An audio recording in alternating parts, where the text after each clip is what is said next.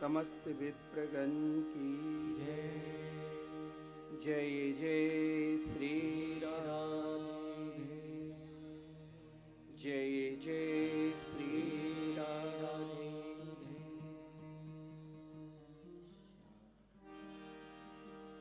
श्री राधे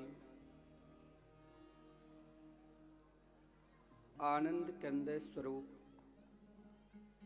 ब्रज पुरंदर नंदन वैदिक प्रतिपाद्य श्री यशोदा के लाडले लाल श्री नंद नंदन श्री श्याम सुंदर के बांगमयी प्रतिमूर्ति श्रीमद्भागवत कथा केवल हम मन में विचार करें कि लगातार 4 वर्ष, ये 5वें वर्ष है और बीच में कोरोना काल के कारण 2 वर्ष कहीं भी पंडाल में कथा नहीं हुई। विक्रमादित्य एजुकेशन ट्रस्ट के द्वारा और मिथिला कुंज, एक बात आप ध्यान देना, मिथिला कुंज आश्रम जो श्री धाम वृंदावन में है, ये मिथिला कुंज क्या है? मिथिला कुंज आश्रम श्री धाम वृंदावन में क्यों रखा गया? देखिए, आप बम्बई शहर में हैं, समय की व्यस्तता के कारण लोग काम धंधा करने के लिए फैक्ट्री में, ऑफिस में काम करने के लिए जाते हैं, लेकिन मिथिला कुंज वाकई में आदि शक्ति जगत जननी माता जानकी की शक्ति स्वरूपा मिथिला कुंज है। और वहाँ आपको क्या मिलते हैं? तो प्रेम मिलते हैं। कौन सा? तो ब्रजभूमि आह्लादनी शक्ति श्री रास रासेश्वरी श्री राधा रानी के पावन पवित्र भूमि ब्रजभूमि, यानी आदि शक्ति और आह्लादनी शक्ति की जहाँ प्रेम हो वही मिथिला कुंज है। कोरोना काल में शोभा यात्रा में एक ब्राह्मण देव कह रहे थे कि 19 की कथा के बाद पता नहीं क्या हुआ, जो 2 साल कथा भी नहीं हुई, चलो इस बार कथा हो रही है, 7 दिन छुट्टी लेकर अन्य कार्य से पाठ में बैठेंगे। कितनी इच्छा होती है। लेकिन मिथिला कुंज में अनादि काल तक, कोरोना काल में भी एक दिन के लिए भी भागवत कथा बंद नहीं हुई। वहाँ विशाल सत्संग भवन है जहाँ 1000 श्रोता एक साथ बैठकर कथा श्रवण कर सकते हैं। तो वहाँ निरंतर प्रायः मिथिला कुंज में जो भी वक्ता कथा करने के लिए आए हैं, और जब वो कथा करने के लिए आते हैं मेरे पास, तो मैं उनसे प्रायः 2 बात जरूर कहता हूँ कि ध्यान देना, इस भूमि पर आप मिथिला कुंज आश्रम में जो कथा करने के लिए आए हैं, यहाँ कोई विकलांग बाबा भी है और कोई बहुत बड़े विद्वान हैं। इनकी ना विद्वता पर ध्यान देना, ना इनकी सुंदरता पर ध्यान देना, और ये चाहे वयोवृद्ध है चाहे युवक है, इस पर भी ध्यान नहीं देना। ये जो संत लोग हैं निरंतर 24 घंटे भगवान के मंगलमय नाम जाप करते रहते हैं, और तब तक वृंदावन में मिथिला कुंज में उनका संकल्प है वास करने की, जब तक अखंड कीर्तन चलता रहेगा। तो लगातार 31 वर्षों से संकीर्तन चल रहे हैं और महात्मा संकीर्तन करते हैं। मैंने उन वक्ताओं से कहा कि आप केवल इन महात्मा की सेवा करो और भगवान नाम संकीर्तन पे।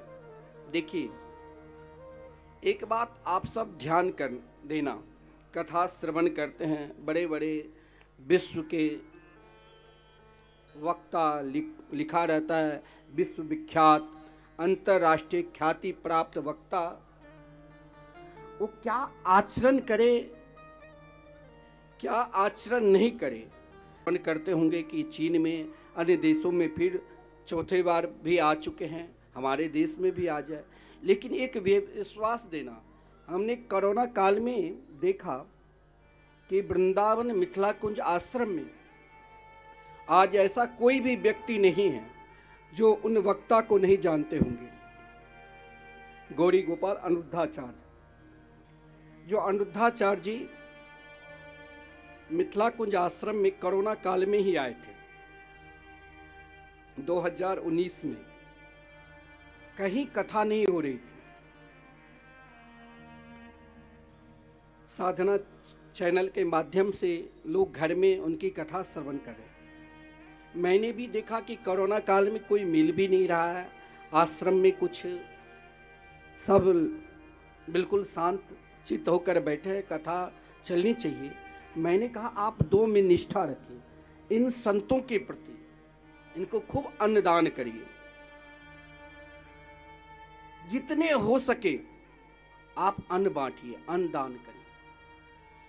संतों के प्रति निष्ठा, और ये जो संकीर्तन चल रहे हैं और इस कोरोना काल में आप आए हैं, तो संकीर्तन के प्रति निष्ठा बनी रहे।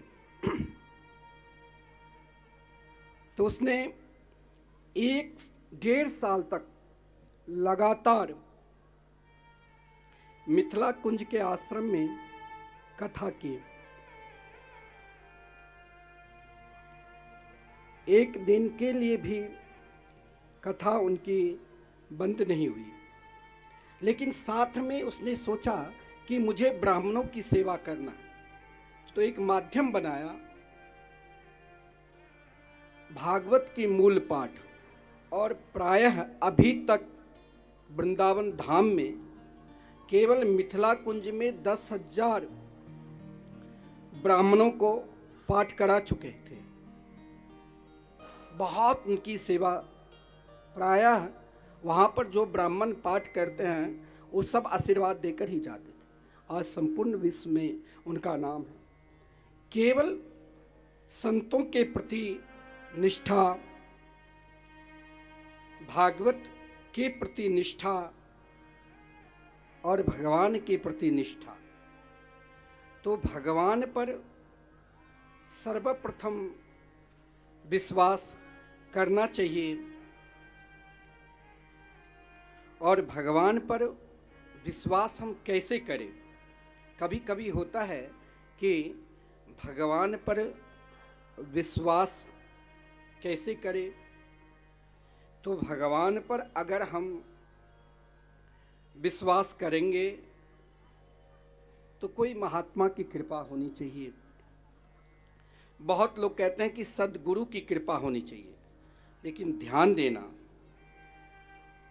एक आजकल प्रथा चला है, हजारों एजेंट उनका घूम रहा है, विशाल पंडाल में लोगों को कहेंगे किसी तरह ये हमसे दीक्षा ले ले, लेकिन जिसके हृदय में केवल एकमात्र शिष्य का धन हरण करने की इच्छा हो, धन हरण करने की जिज्ञासा हो, शिष्य का धन हरण करने वाले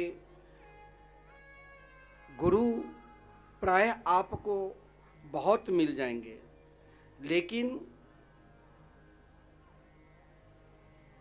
शिष्य के हृदय के ताप को दूर करने वाले सद्गुरु कोई महापुरुष नाम जापक ही मिल सकते हैं, जिसके जीवन में एकमात्र नाम का अनुभव हो। कहा गया है हमारे शास्त्र में, गुरवो बहवा संति शिष्य वित्तापहारक तमेकम दुर्लभम मन्ये शिष्य हृत तापहारकम। शिष्य को ताप को वही हरण कर सकता है जिसके हृदय में भगवान नाम के प्रति पूर्ण विश्वास है। और मैंने देखा मिथिला कुंज में अभी निरंतर कथा होती रहती है, लेकिन जिसने भगवान के नाम पर विश्वास करके कथा प्रारंभ किया, आज उनको संपूर्ण विश्व जानते हैं। केवल अनिरुद्धाचार्य जी ही नहीं, अभी वर्तमान समय में श्री चतुर नारायण शास्त्री जी कथा कर रहे हैं, और इस कथा के आयोजक श्री अशोक सिन्हा जी अभी वृंदावन गए थे, वहीं पर कथा की बात भी चली कि इस बार कथा करनी है। बहुत जल्दी में व्यवस्था किया सब कुछ, चुनरी मनोरथ बड़ा जोरदार वृंदावन में करवाए थे। आज वो भी 1 साल से कथा कर रहे हैं, और ठाकुर जी की ऐसी कृपा है जो उन्हें इच्छा की विशाल आश्रम पर आश्रम बन रहे। तो केवल आपको क्या करना है, भगवान पर पूर्ण रूप से जिस दिन आपको विश्वास हो जाए ना, आप स्वयं समझ लेना कि कहीं भी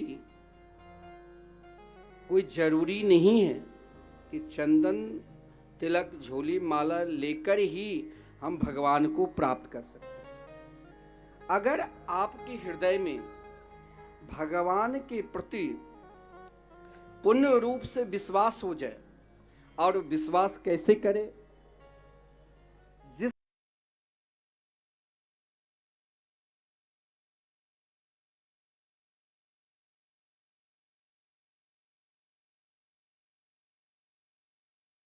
मेरे ऊपर कोई महापुरुष सदगुरु की कृपा हो चुकी है।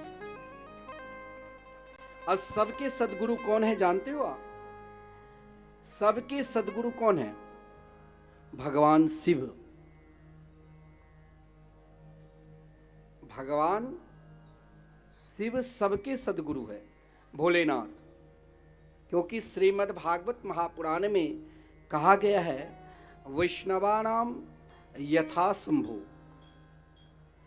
संपूर्ण वैष्णवों को यदि आपको कहीं सदगुरु ना मिले और आपके हृदय में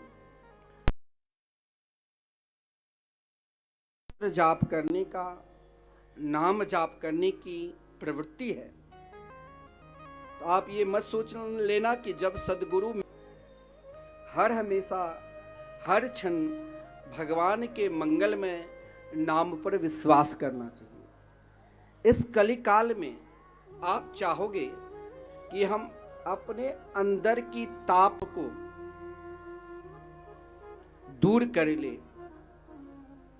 इस ताप को दूर करने के लिए देखिए, भगवान के नाम के मैंने प्रत्यक्ष प्रमाण देखा कि मिथिला कुंज में इतनी भीड़ थी कोरोना काल में, आपको बता नहीं सकता हूं। लेकिन वहां निरंतर नाम चल रहे हैं, कथा चल रही थी, किसी को कोरोना नहीं हुआ। और मैं स्वयं, हमारे पूज्य गुरुदेव बीमार थे, कोरोना सेंटर में जाकर मैं 15 दिन तक रहा, मुझे तो कुछ हुआ ही नहीं। क्यों? क्या तो कोई मरे नहीं? बहुत लोग मरे। मरता वही जिसके अंदर भगवान के प्रति विश्वास नहीं है, और जिसके हृदय में भगवान के प्रति विश्वास है वो कभी मर सकता ही नहीं। क्यों नहीं मरता है? क्योंकि उसने अमृत पान कर चुका। और श्रीमद् भागवत महापुराण आप एक बार नहीं, अनेकों बार, अनेकों वक्ताओं से, बड़े बड़े ब्रह्मांड नायक वक्ता से, बड़े बड़े विश्वविख्यात वक्ता से, या एक छोटे से वक्ता भी आपके हृदय में भगवान के मंगलमय नाम जाप कराने की प्रवृत्ति प्रदान कर दे, तो आप मान लेना कि मेरे को सदगुरु मिल गए। क्योंकि एक बार भगवान भोलेनाथ से माता पार्वती ने प्रश्न किया कि ऐसा क्या कारण है, आप अजन्मा हैं, आप नहीं जन्म लेते हैं और आप नहीं मरते हैं, कारण क्या है? संसार के हर प्राणी जन्म लेते हैं और जन्म के बाद उनकी मृत्यु भी निश्चय है, चाहे वो देवता हो। इतना ही नहीं, ब्रह्मा को भी मरना पड़ता है, लेकिन शिव वो कभी मरते ही नहीं। माता पार्वती भी अनेक कल्प में, अनेक युग में अपने शरीर को त्याग कर अनेक रूप धारण किया, और जिसके मुंड के माला भगवान शिव धारण करते। लेकिन माता पार्वती ने कहा कि आप क्यों नहीं मरते?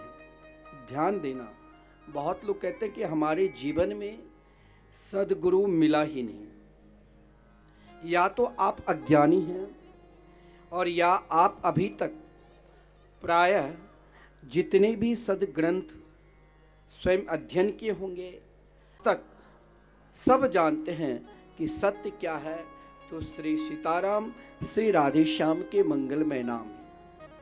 अब इस नाम को आप चाहे छोटा मानो, चाहे आप बड़ा मानो।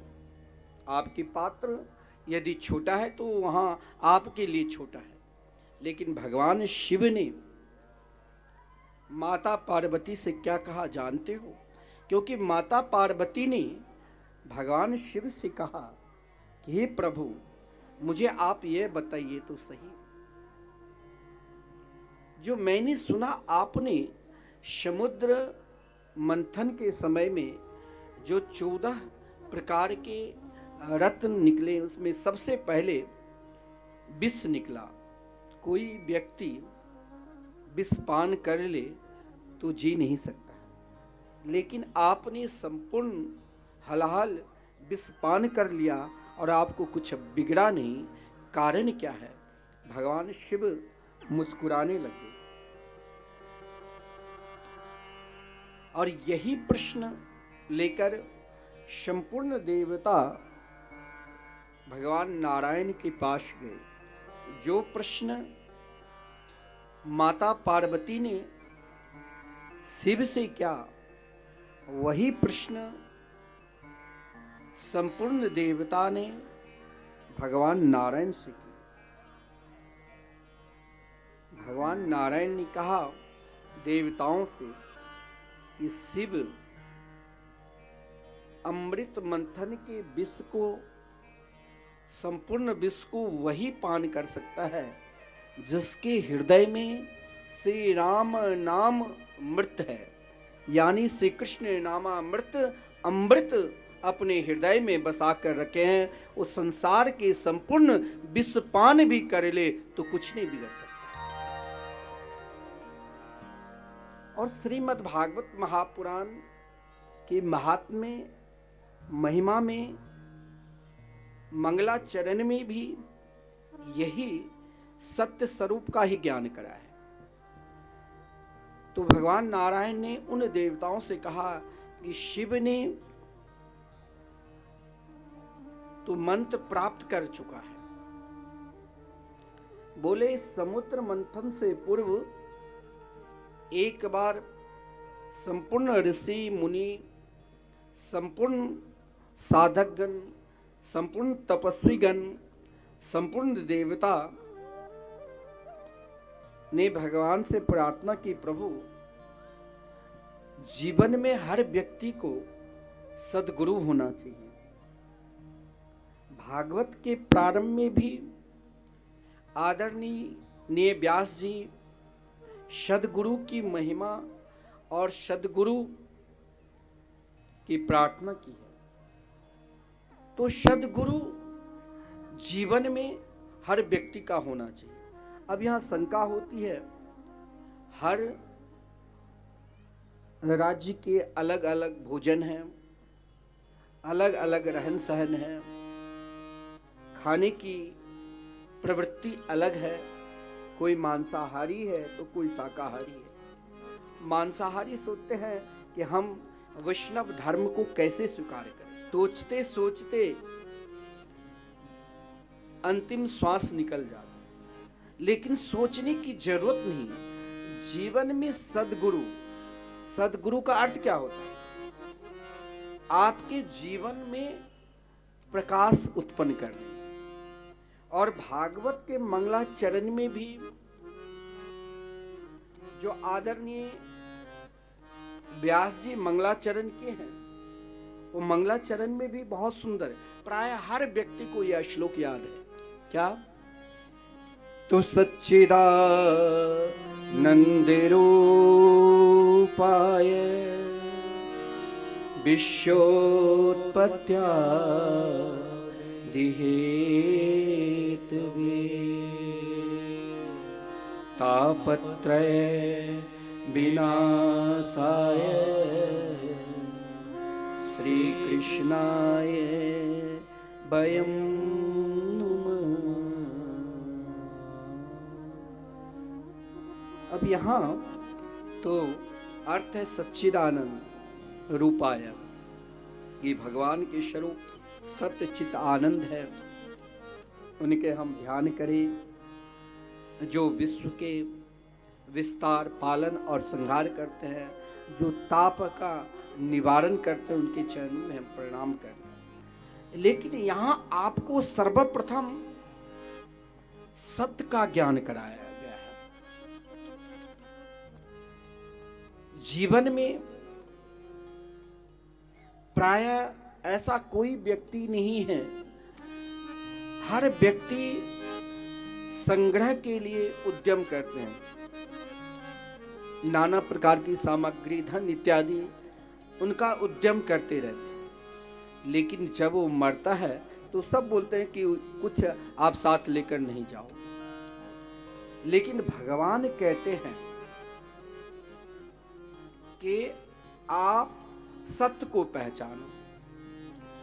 सत्य के पहचान के लिए यदि आप समझ लो, जिसके जीवन में सद्गुरु नहीं है और यदि उसने अपने जीवन में सत्य को पहचान लिया, यानी भगवान के मंगलमय, मधुरमय, आनंदमय नाम जाप करने लगे, संकीर्तन करने लगे, आप अपने आप को साधारण मत समझ लेना। आपके ऊपर साक्षात प्रिया प्रीतम की कृपा है, और प्रिया प्रीतम की कृपा है, जिस कृपा के फलस्वरूप आपके जीवन में अगर सद्गुरु अभी तक मिले नहीं, फिर भी आपने अपने गुरु का अर्थ क्या है? जो हमारे अंदर जो अंधकार है, अंधकार क्या है? जन्म जन्मांतर के पाप, जन्म और मरण रूपी अंधकार। सद्गुरु आकर आपको दीक्षा देकर प्रकाश देते हैं। प्रकाश यानी भगवान के मंगलमय नाम की प्रकाश। परंतु आप बहुत बड़े पुण्यात्मा हैं।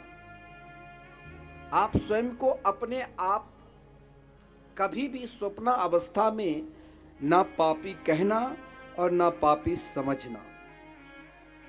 पापी कौन है? जिसने अभी तक भगवान को नहीं पहचाना। आप कहोगे कि हमने तो भगवान को पहचान लिया, लेकिन भगवान के प्रति पूर्ण रूप से मेरे अंदर अभी विश्वास नहीं हो रहा है। तो अपने आप को, मैंने पहले कहा, अज्ञान अबोध हो जाओ। ज़्यादा अपने आप को अपने ज्ञान की बखान करोगे कि हम तो ना जाने कितने बार भागवत श्रवण कर चुके हैं, हम तो अनेक शास्त्र पुराण के ज्ञाता है, तो हो सकता है समय लगेगा। लेकिन अपने आप को शून्य हो जाओ।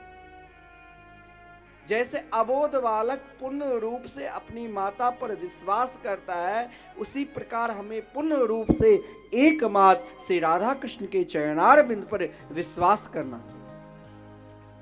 और ये विश्वास कैसे होगा?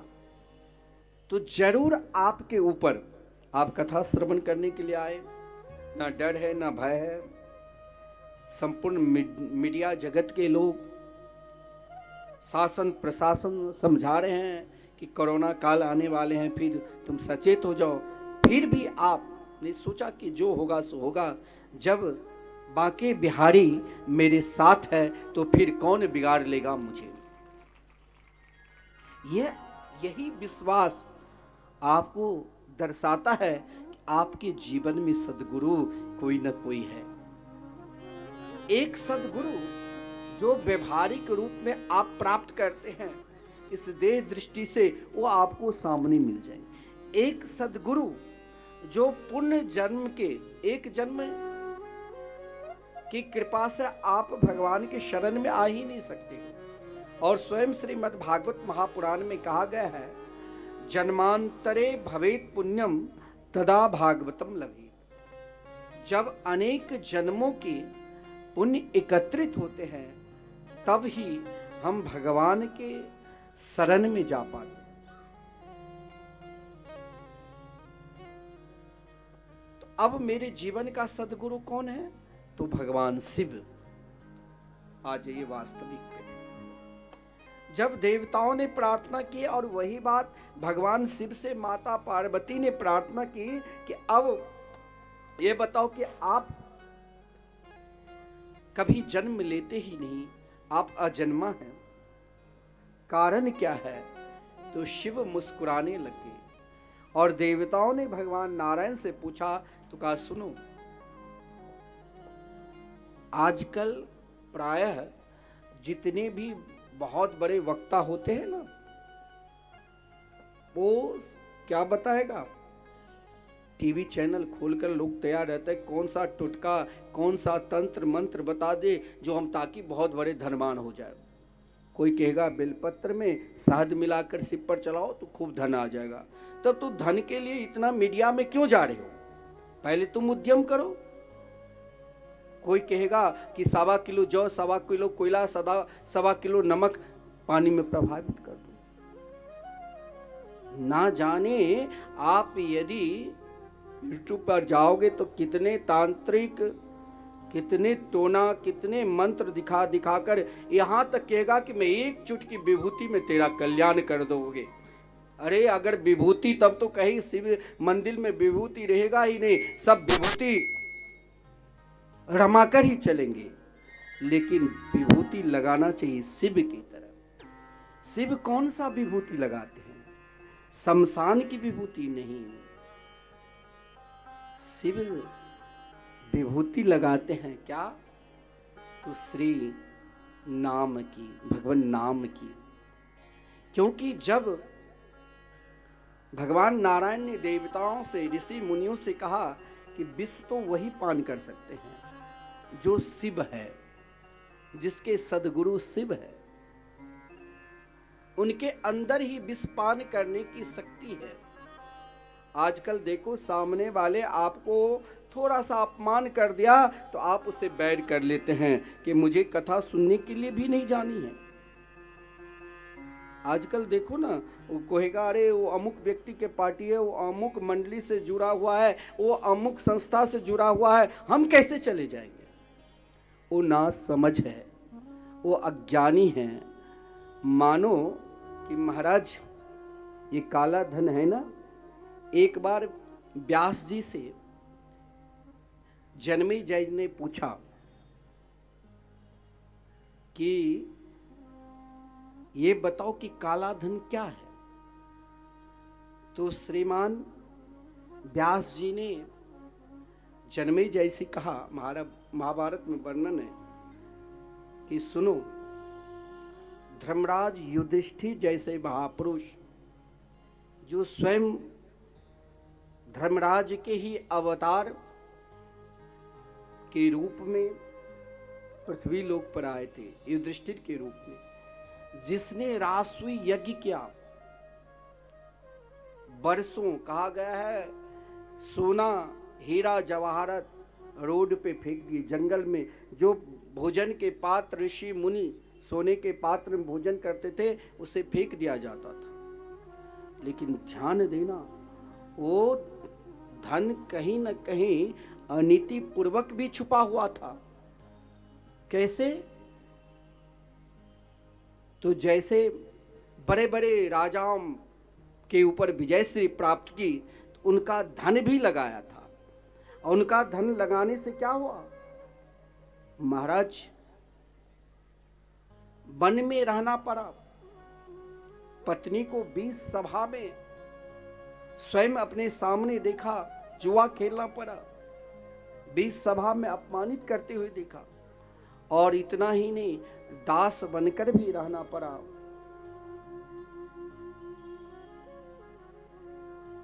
तो कहने का तात्पर्य, आप कहते हो हमने भागवत बहुत श्रवण कर लिया, परंतु आपके अंदर अभी तक ये भाव जगा? आपके अंदर क्या आप भागवत में श्रवण करते हो कि भागवत श्रवण करने से काम, क्रोध, लोभ, मोह, मत्सर ये सब दूर होगा?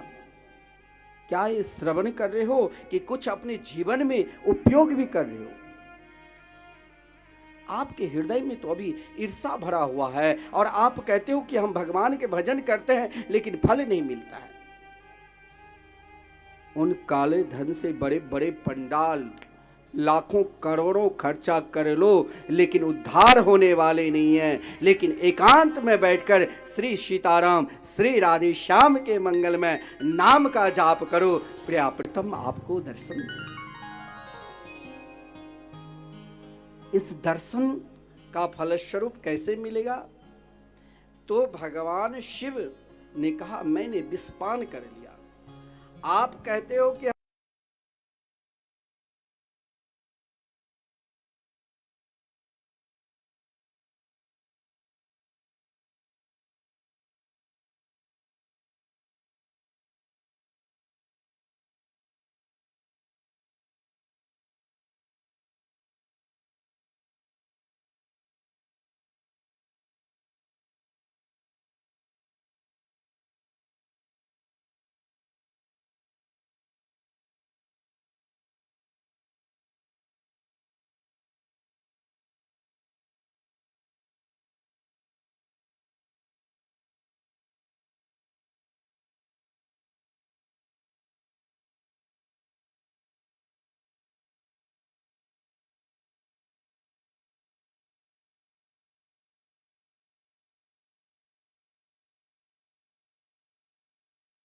देवताओं से कहा कि कलह को दूर करना है और स्वयं शांति को प्राप्त करना है, तो क्या करना? समुद्र मंथन से पूर्व भगवान ने कहा तुम शास्त्र के मंथन करो। और सबसे बड़ा शास्त्र क्या है? सबसे बड़ा शास्त्र वेद। वेद की ऋचाओं का मंथन जब प्रारंभ हुआ तो उन वेद के ऋचाओं के मंत्र कर्मकांडी जो बैठे थे, बड़े बड़े विप्रगण ऋषि मुनि, उन ऋचाओं को ले लिया। बड़े बड़े ज्ञानी बैठे थे, उसने उन ज्ञान रूपी अमृत को ले लिया। और बड़े बड़े उपासक बैठे थे, उसने उपासना के द्वारा ले लिया। लेकिन उन मंत्र में दो अक्षर बते थे, रकार और मकार। भगवान शिव ने कहा सब मंथन कर लिया लेकिन राम नाम मुझे दे दो। भगवान शिव ने उन दो अक्षर का नाम राम नाम ले लिया। अब उस नाम के प्रभाव से क्या हुआ सज्जनों? नाम के प्रभाव से भगवान शिव ने कहा कि पार्वती मैंने समुद्र के संपूर्ण विष को पान कर लिया। जिस दिन बाकी में आप मंदिर जाते हो दर्शन करने के लिए, बाकी में आप नित्य कथा श्रवण करते हो, बाकी में आप तीर्थ यात्रा करने के लिए जाते हो, जिस दिन क्रोध ना आवे, मुस्कान आ जाए, उस समय मान लेना कि अब जरूर मेरे ऊपर बांके बिहारी की कृपा हो चुकी है। क्योंकि वही ब्रज की जो अधिष्ठात्री देव है, ब्रज के नंदलाला, जो जिसकी सावरिया स्वयं राधा रानी की जो सावरिया है, संपूर्ण प्राणी को दुख को दूर कर सकते हैं। और केवल आपके जीवन में यदि सद्गुरु नहीं है तो आप मात्र एकमात्र भगवान शिव को सद्गुरु बनाकर निरंतर जिस नाम को रटते रहते हैं, श्री कृष्ण के मंगलमय नाम, श्री राम के मंगलमय नाम आप भी रटते रहो। बोले सद्गुरुदेव भगवान की जय। जय श्री राधे। हमारे मध्य में श्री कांदीवली विधान लोकसभा सीट के माननीय सांसद जी श्री गोपाल सेठी जी हमारे मध्य में आए हुए हैं। कृपया मंच में आए, महाराज श्री से आशीर्वाद लें। जय श्री राधे। ब्रज के नंदलाला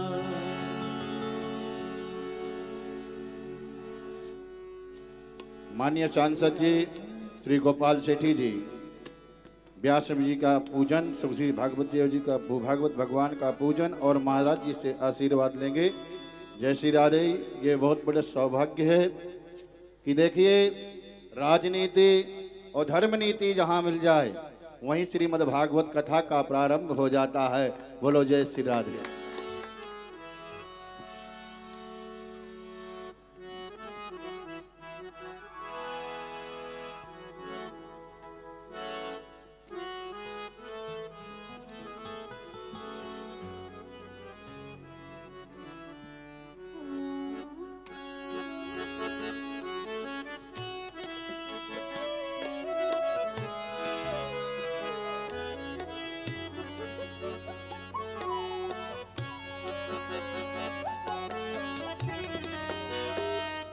उत्तर मुंबई जिला के कार्य सम्राट, गार्डन सम्राट, खासदार माननीय गोपाल सेठी जी यहाँ पर आशीर्वाद लेने के लिए किशोरी शरण जी महाराज के हाथों से उनका आशीर्वाद प्राप्त करने के लिए आए हुए हैं।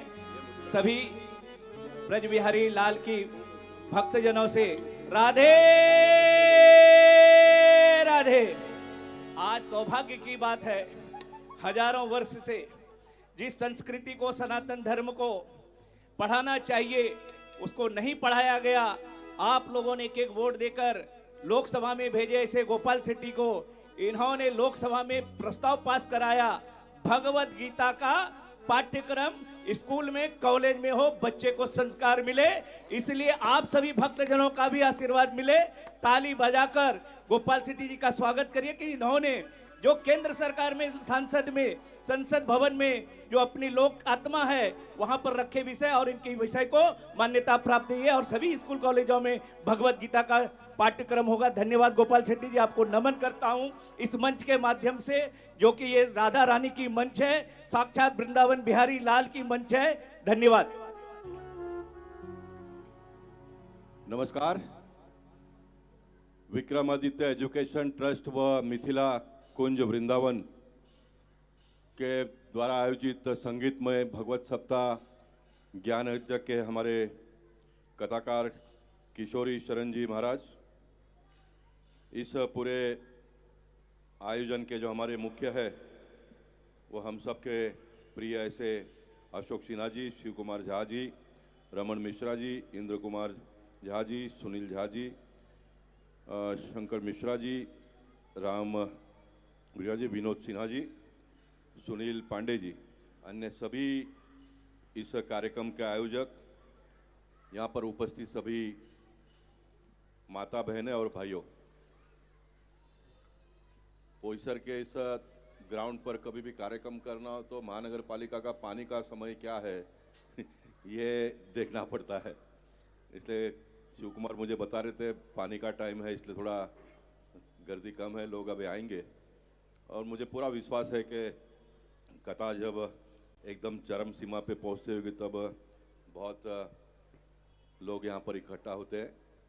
अभी पिछले सप्ताह ही बोईसर के सप्ताह मैदान में देवकीनंदन ठाकुर जी का भी प्रवचन था और बड़े पैमाने पे बोईसर के हमारी बहनें वहाँ पर आई थी।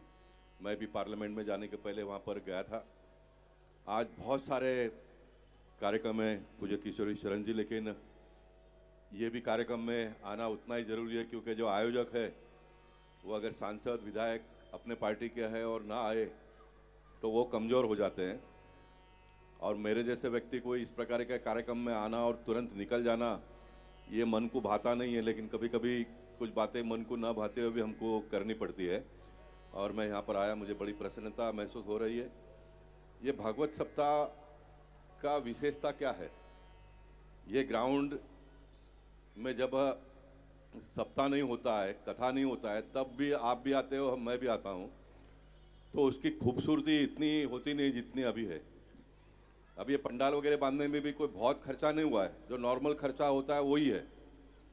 लेकिन जब बड़े बड़े पैसे वाले लोग अपने बच्चों के शादी में बहुत बड़ा खर्चा करके वो बनाते हैं तो उसका उतना गेटअप नहीं आता जिसका ये इसका जितना गेटअप आया है।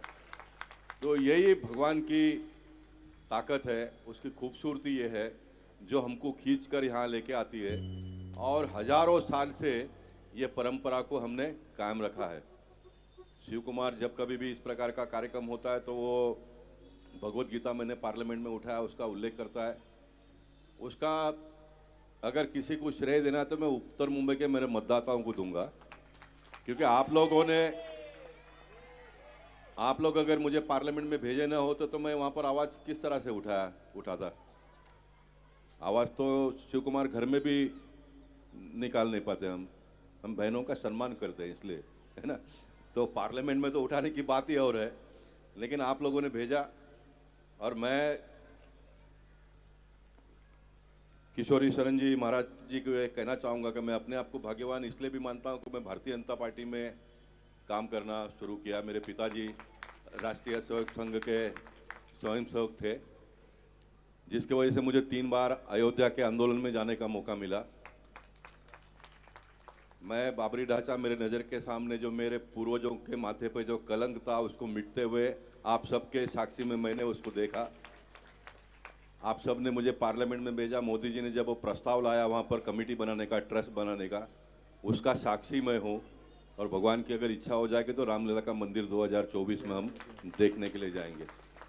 मेरा दूसरा भाग्य ये है कि मैं पार्लियामेंट में भगवत गीता के बारे में मैंने कहा और पूरे देश भर में भगवत गीता सिखाई जाएगी।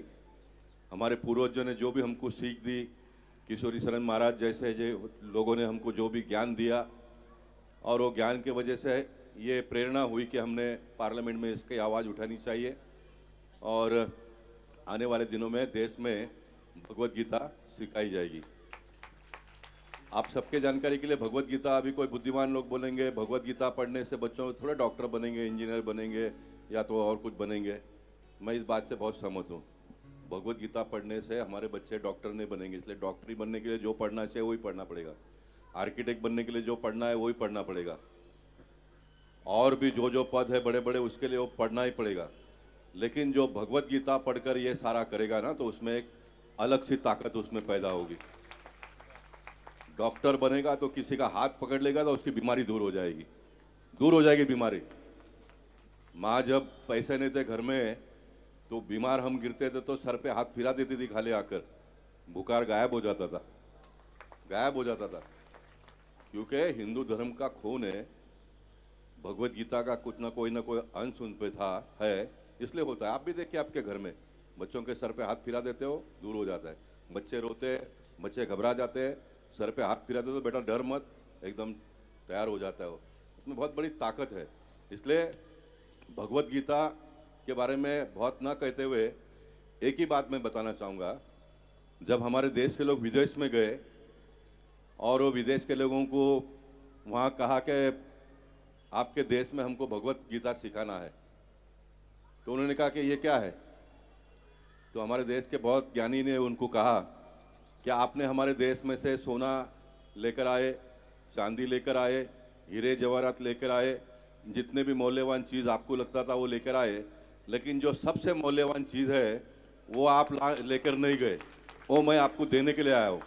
तो उसने बोला वो क्या है, तो बोला ये भगवत गीता है।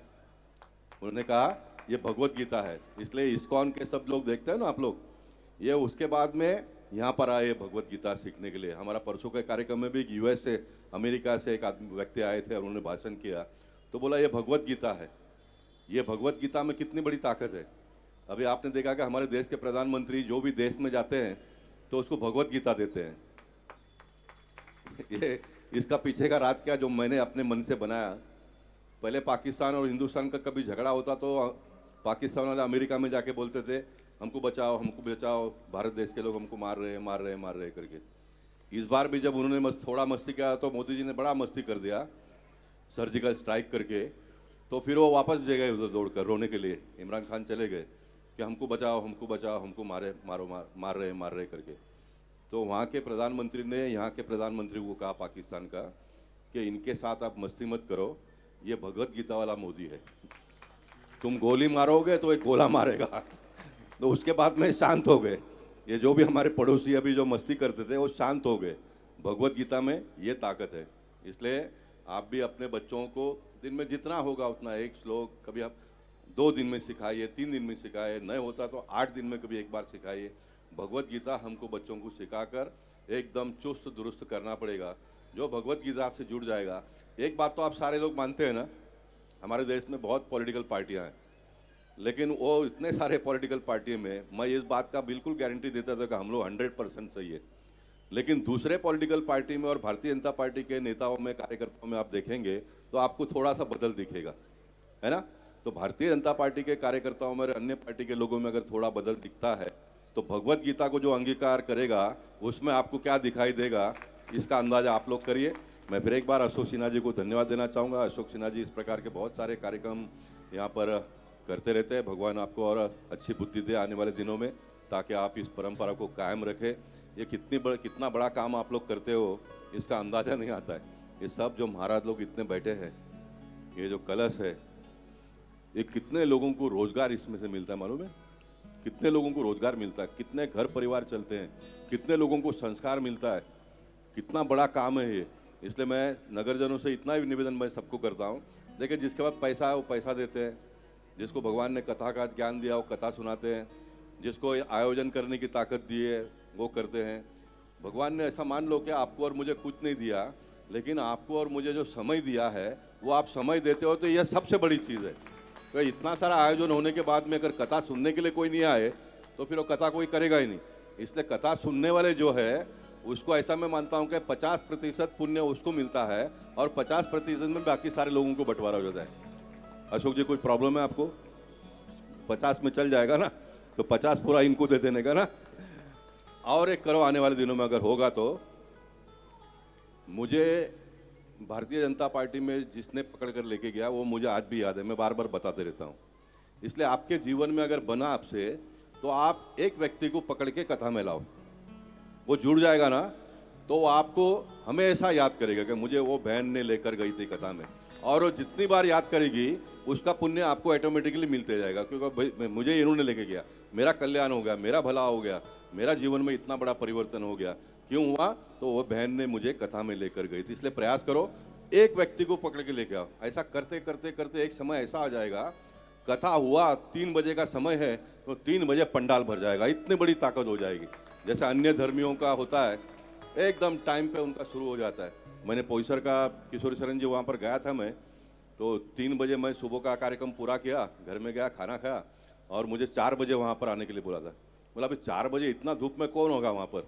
तो मैंने मेरा आदमी को कहा कि फ़ोन करके पूछो लोग आ गए क्या? तो बोलते साहब हाउसफुल हो गया। तो मैंने सोचा कि ये बोल रहा है, लेकिन चलो अभी बोल रहा है हाउसफुल हुआ है तो आधा तो लोग होंगे। मैं गया वहाँ पर तो पूरा खचाखच भर के लोग खड़े थे, 4 बजे खड़े थे। तो ये हम प्रयास करेंगे आने वाले दिनों में, इससे हमारी जो भारतीय संस्कृति है, हमारा जो कुल है हिंदुओं का, उसकी गरिमा और बढ़ेगी। मैं फिर एक बार आप सबको बहुत बहुत हृदय से धन्यवाद देता हूँ। भारत माता की जय। जय श्री राम, जय श्री कृष्ण। एक घड़ी आधो घड़ी यादों में पुनियात, संधु साधु संगत संत के कोटि हरो अपराध। आप सबों को राधे राधे।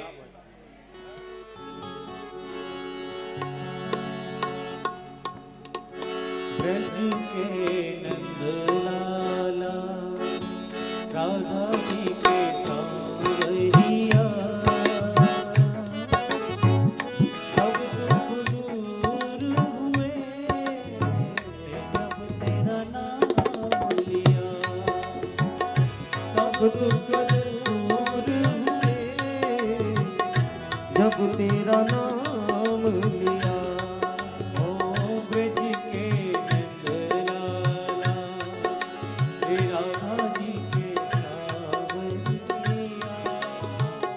ब्रज के नंदलाला, राधा जी के सांवरिया, सब दुख दूर हुए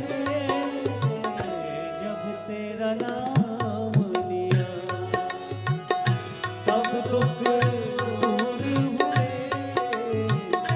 जब तेरा नाम लिया।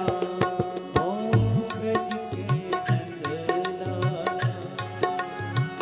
राधा जी के सांवरिया, सब दुख दूर हुए जब तेरा नाम लिया। हाँ, सब दुख दूर हुए जब तेरा नाम लिया।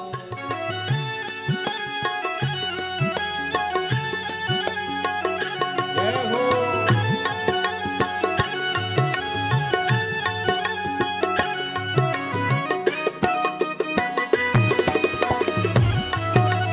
बोलो श्री राधा रानी की जय हो।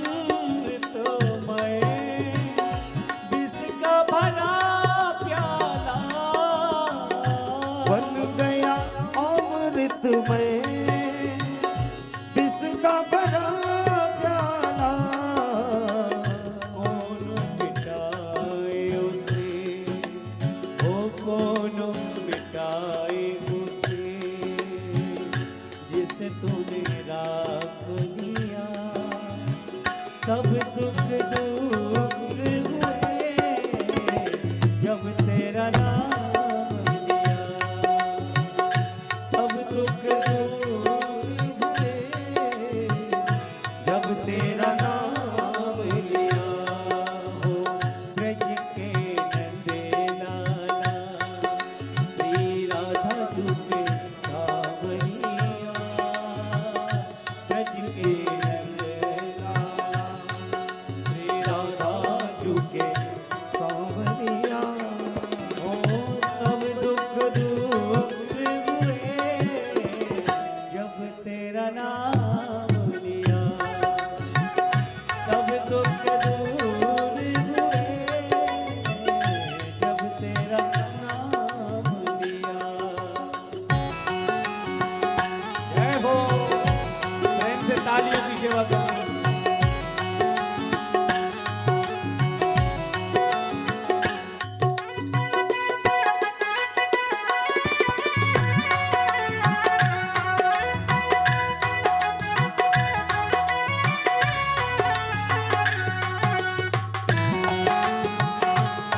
विराग है जय हो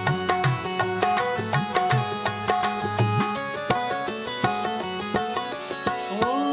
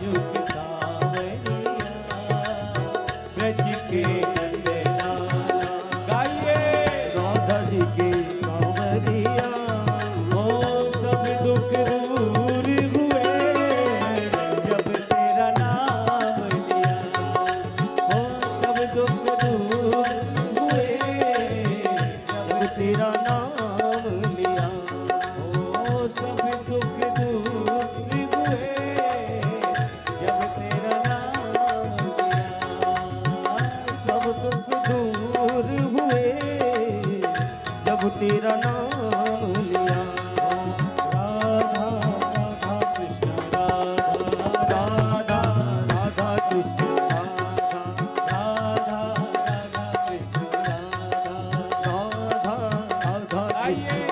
कृष्ण राधा राधा कृष्ण राधा राधा राधा कृष्ण राधा राधा राधा कृष्ण राधा राधा राधा कृष्ण राधा राधा कृष्ण राधा श्री राधा राधा राधा कृष्ण राधा श्री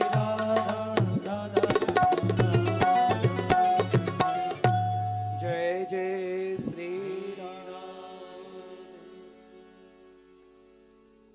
कहने का तात्पर्य भगवान भोलेनाथ, भगवान शिव ने माता पार्वती से कहा कि मैंने अपने जीवन में जो अमृत पान किए वो अमृत पान करने मात्र से जीव मात्र प्राणी मात्र कभी मरते ही नहीं।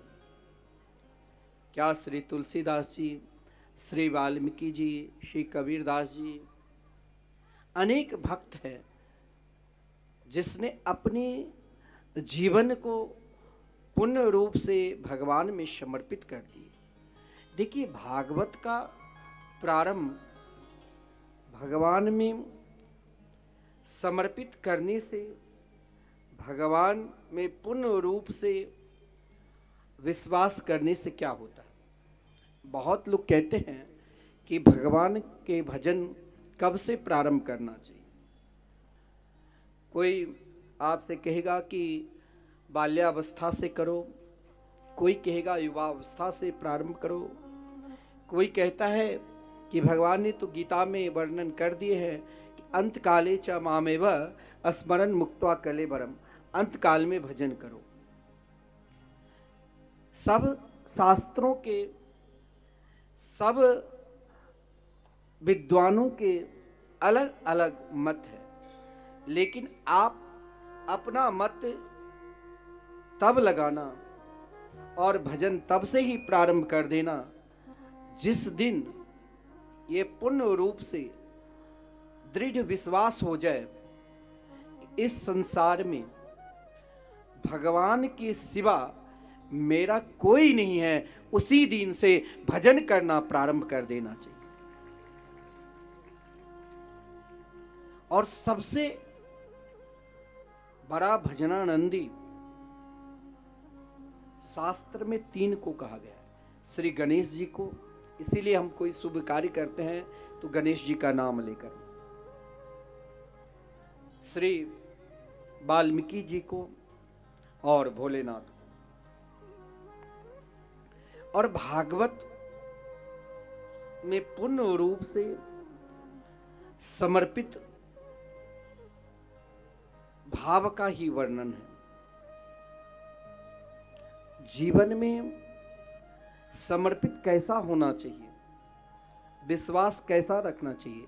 अभी हमारे सांसद जी ने आपको क्या कहा कि गीता के प्रति विश्वास रखो, संबंध बनाओ और समर्पित हो जाओ।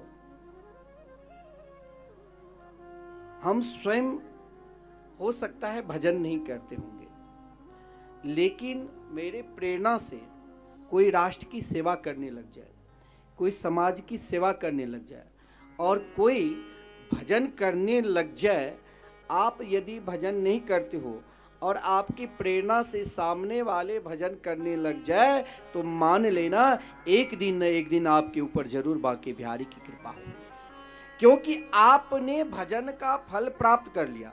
आपसे कहा ना कि आप अपने साथ अकेला मत आओ।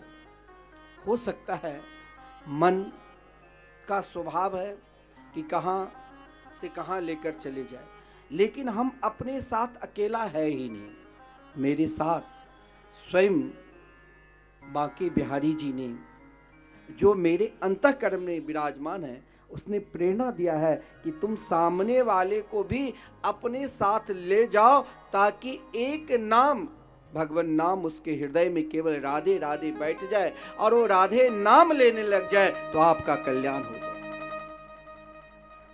और यही विश्वास के साथ, यही समर्पित के साथ हमें सत्कर्म करना चाहिए। भक्तमाल में भक्तों की चरित्र में एक बड़ा सुंदर प्रसंग है। 381 भक्त के जब चरित्र प्रारंभ होता है तो उन भक्त में के चरित्र में एक बड़ा सुंदर भाव है कि भगवान में पूर्ण रूप से सेवा निष्ठा, पूजा निष्ठा, सबसे बड़ा निष्ठा क्या है, सबसे श्रेष्ठ पूजा क्या है? हम भजन कर रहे हैं, हम पूजन कर रहे हैं, ये नहीं। सामने वाले को यदि आप भगवत भजन में लगा दिया तो श्रेष्ठ पूजा है, वो श्रेष्ठ आराधना है। इसीलिए अपने साथ दूसरों को प्रेरणा दो। स्वयं भागवत की महात्म्य जिस समय शनकादिक भागवत कथा श्रवण करा रहे थे भक्ति ज्ञान और वैराग्य के माध्यम से, तो भृगु ऋषि ने दूसरों को प्रेरणा जोड़ देकर हाथ जोड़कर कहा कि भागवत कथा में आप उपस्थित जरूर होइए, ताकि ये दुर्लभ कथा मिलना नितांत असंभव है। क्योंकि देखो, अज्ञान कब तक है? भागवत का जो प्रश्न है, सूत जी और सौनक जी का जो संवाद है, और जिस समय शौनकादिक ऋषि जो 88,000 ऋषि मुनियों के एकमात्र प्रधान थे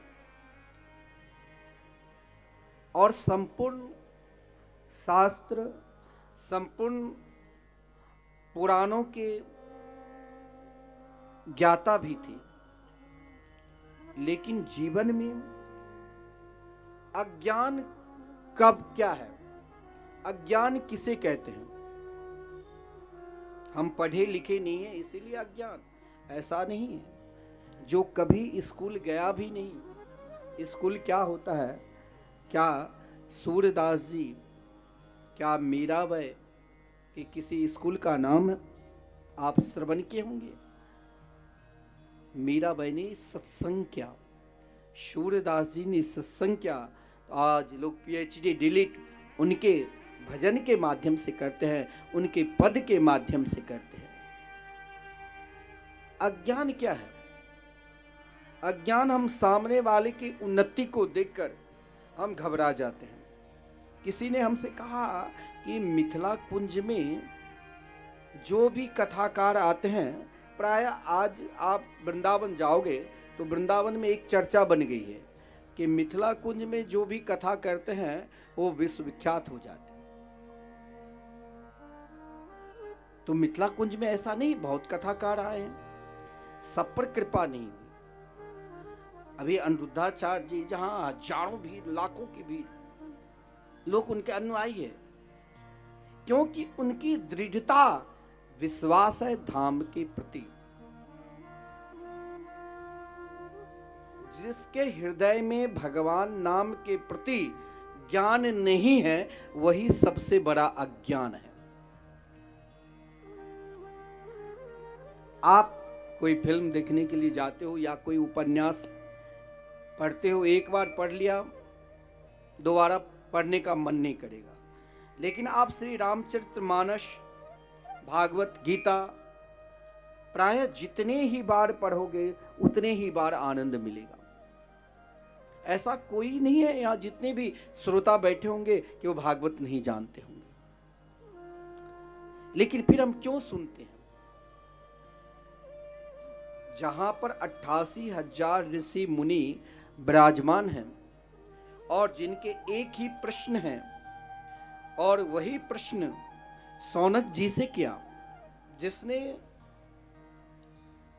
हम लोग कलयुग में हैं, लेकिन ऐसे ऐसे ऋषि मुनि जिसने सतयुग, त्रेता, द्वापर, कलयुग कई बार देख चुके हैं। हम सब सतयुग में भी जन्म लिए थे, हम सब त्रेता युग में भी जन्म लिए थे, और हम सब द्वापर में भी जन्म लिए थे, और हम सब कलयुग में भी आए। कलयुग में क्यों आए?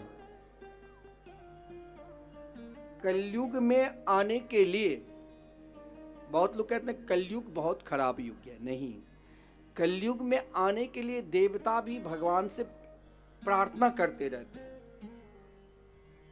संपूर्ण देवता भी भगवान से प्रार्थना करते रहते हैं कि मेरा जन्म कलयुग में मानव में हो। और श्रीमद् भागवत महापुराण में लिखा है कि देवता लोग स्वयं प्रार्थना करते रहते हैं कि ओहो अमीशाम किम कारी शोभनम। आश्चर्य की बात है कि इन मानव ने कौन से तीर्थ में जाकर किस प्रकार तपस्या की है, जो भारत में जन्म लेकर सनातन धर्म के प्रति उनके हृदय में निष्ठा है, प्रेम है, और भगवान नाम में, भागवत में समर्पित है। और इस कलयुग में देखिए, सतयुग में भगवान बहुत साधना के द्वारा, तप के द्वारा मिलते थे। त्रेता में भी वही कारण था, सदाचार से रहो। द्वापर में भी ये वही, परंतु कलयुग में आप कुछ मत करो, केवल दूसरों को भगवान के नाम के प्रति प्रेरणा दो। अगर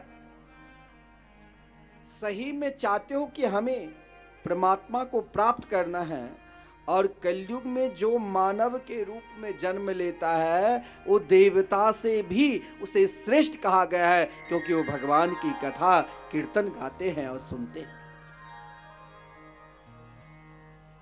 और सौनक जी से यही प्रश्न क्या था कि अज्ञान ध्वांत विध्वंस कोटि सूर्य समप्रभ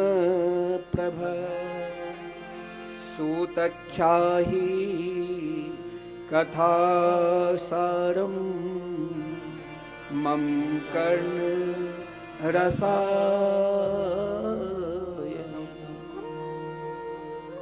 आप दिन भर अनेक रूप के चिंतन करते होंगे, अनेक लोगों का नाम को पुकारते होंगे, तो मन क्या होता है? विचलित। यही अज्ञान है। परंतु यही पुकार में कर्ण रसायनम, आप 23 घंटे संपूर्ण कार्य करो, लेकिन कम से कम 1 घंटा स्वयं को भगवान में लगा दो। भगवान में लगाना, चाहे समाज की सेवा, चाहे राष्ट्र की सेवा, और चाहे स्वयं घर में निरंतर भगवान की चिंतन 1 घंटा केवल। श्री सीताराम, श्री राधे श्याम, शिव, दुर्गा, जो भी आप जिस नाम में पूर्ण रूप से समर्पित है, वो पुकारते रहो, पुकारते रहो। तो उससे क्या होगा? कर्ण रसायनम, कानों को भी प्रिय लगेगा और अज्ञान की भी निवृत्ति होगी। वृंदावन धाम में, मिथिला कुंज में 31 वर्ष से लगातार, 31 वर्षों से लगातार संकीर्तन राधे कृष्ण कृष्ण कृष्ण राधे राधे, राधे श्याम श्याम श्याम राधे राधे ध्वनि यंत्र के द्वारा। एक व्यक्ति ने शिकायत कर दी कि यहाँ दिन रात ध्वनि बजता रहता है। सामने हॉस्पिटल है बहुत बड़ा, Braj health career, TB hospital भी थे पहले, आज भी है। वहाँ की डॉक्टरों ने आकर स्वयं प्रशासन को लिख कर दिया कि ये ध्वनि मधुर स्वर में चलता रहता है, कभी कोई भी शिकायत करे तो उनका मान्य नहीं हो, क्योंकि बगल में हॉस्पिटल है और यहाँ जितने भी रोगी हैं इन नाम को सुनकर सब स्वस्थ हो जाते हैं। अब आप बताओ, ये उन डॉक्टरों की अनुभव है। और प्रायः कई डॉक्टर मंदिर में ठाकुर जी के दर्शन करने के लिए प्रायः बिहारी जी जाते होंगे कि नहीं, परंतु नाम संकीर्तन सुनने के लिए, क्योंकि इतने मधुर संकीर्तन चलते रहते हैं जो आपको लगेगा कि 2 मिनट बैठकर हम भी संकीर्तन करें। कीर्तन चलता रहता है, कथा भी होती है ना, तब भी कीर्तन ध्वनि यंत्र नहीं बंद होता है, किसी को परेशानी है ही नहीं। तो यह है कर्ण रसायनम। जिस दिन से आपको लगने लग जाए कि भगवान की कथा, हम सब के बिना रह सकते हैं लेकिन भगवान की कथा के बिना नहीं रह सकते हैं, मान लेना कि अब मेरे अज्ञान दूर हो। जिस दिन यह लगने लग जाए कि हम सभी को छोड़ सकते हैं लेकिन श्री सीताराम श्री राधे श्याम के मंगल में नाम नहीं छोड़ सकते हैं, मान लेना कि भगवान की कृपा हो गई। और जब ये कृपा हो गई तो जानते हो आपके ऊपर शास्त्र के पूर्ण रूप से कृपा, और शास्त्र की कृपा पूर्ण रूप से है। वैसे शास्त्र में कहा गया है कि जीवन में 4 कृपा बहुत महत्वपूर्ण है। भगवान की कृपा, शास्त्र की कृपा,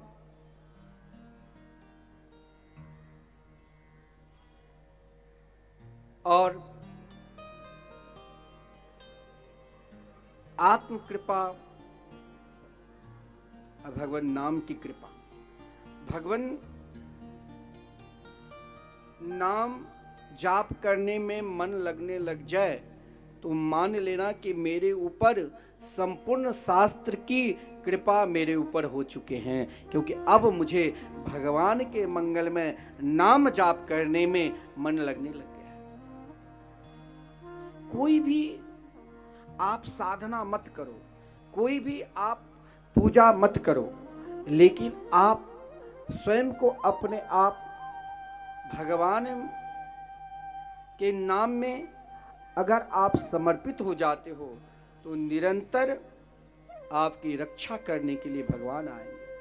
आप सोचते होंगे कि घर में पानी कौन भरेगा, हम तो कथा सुन रहे हैं। भक्तमाल में कथा है कि एक दंपति, पति पत्नी दोनों पूर्ण रूप से निष्ठापूर्वक निरंतर भगवान की कथा जहाँ भी हो, नहीं कहीं मिलता तो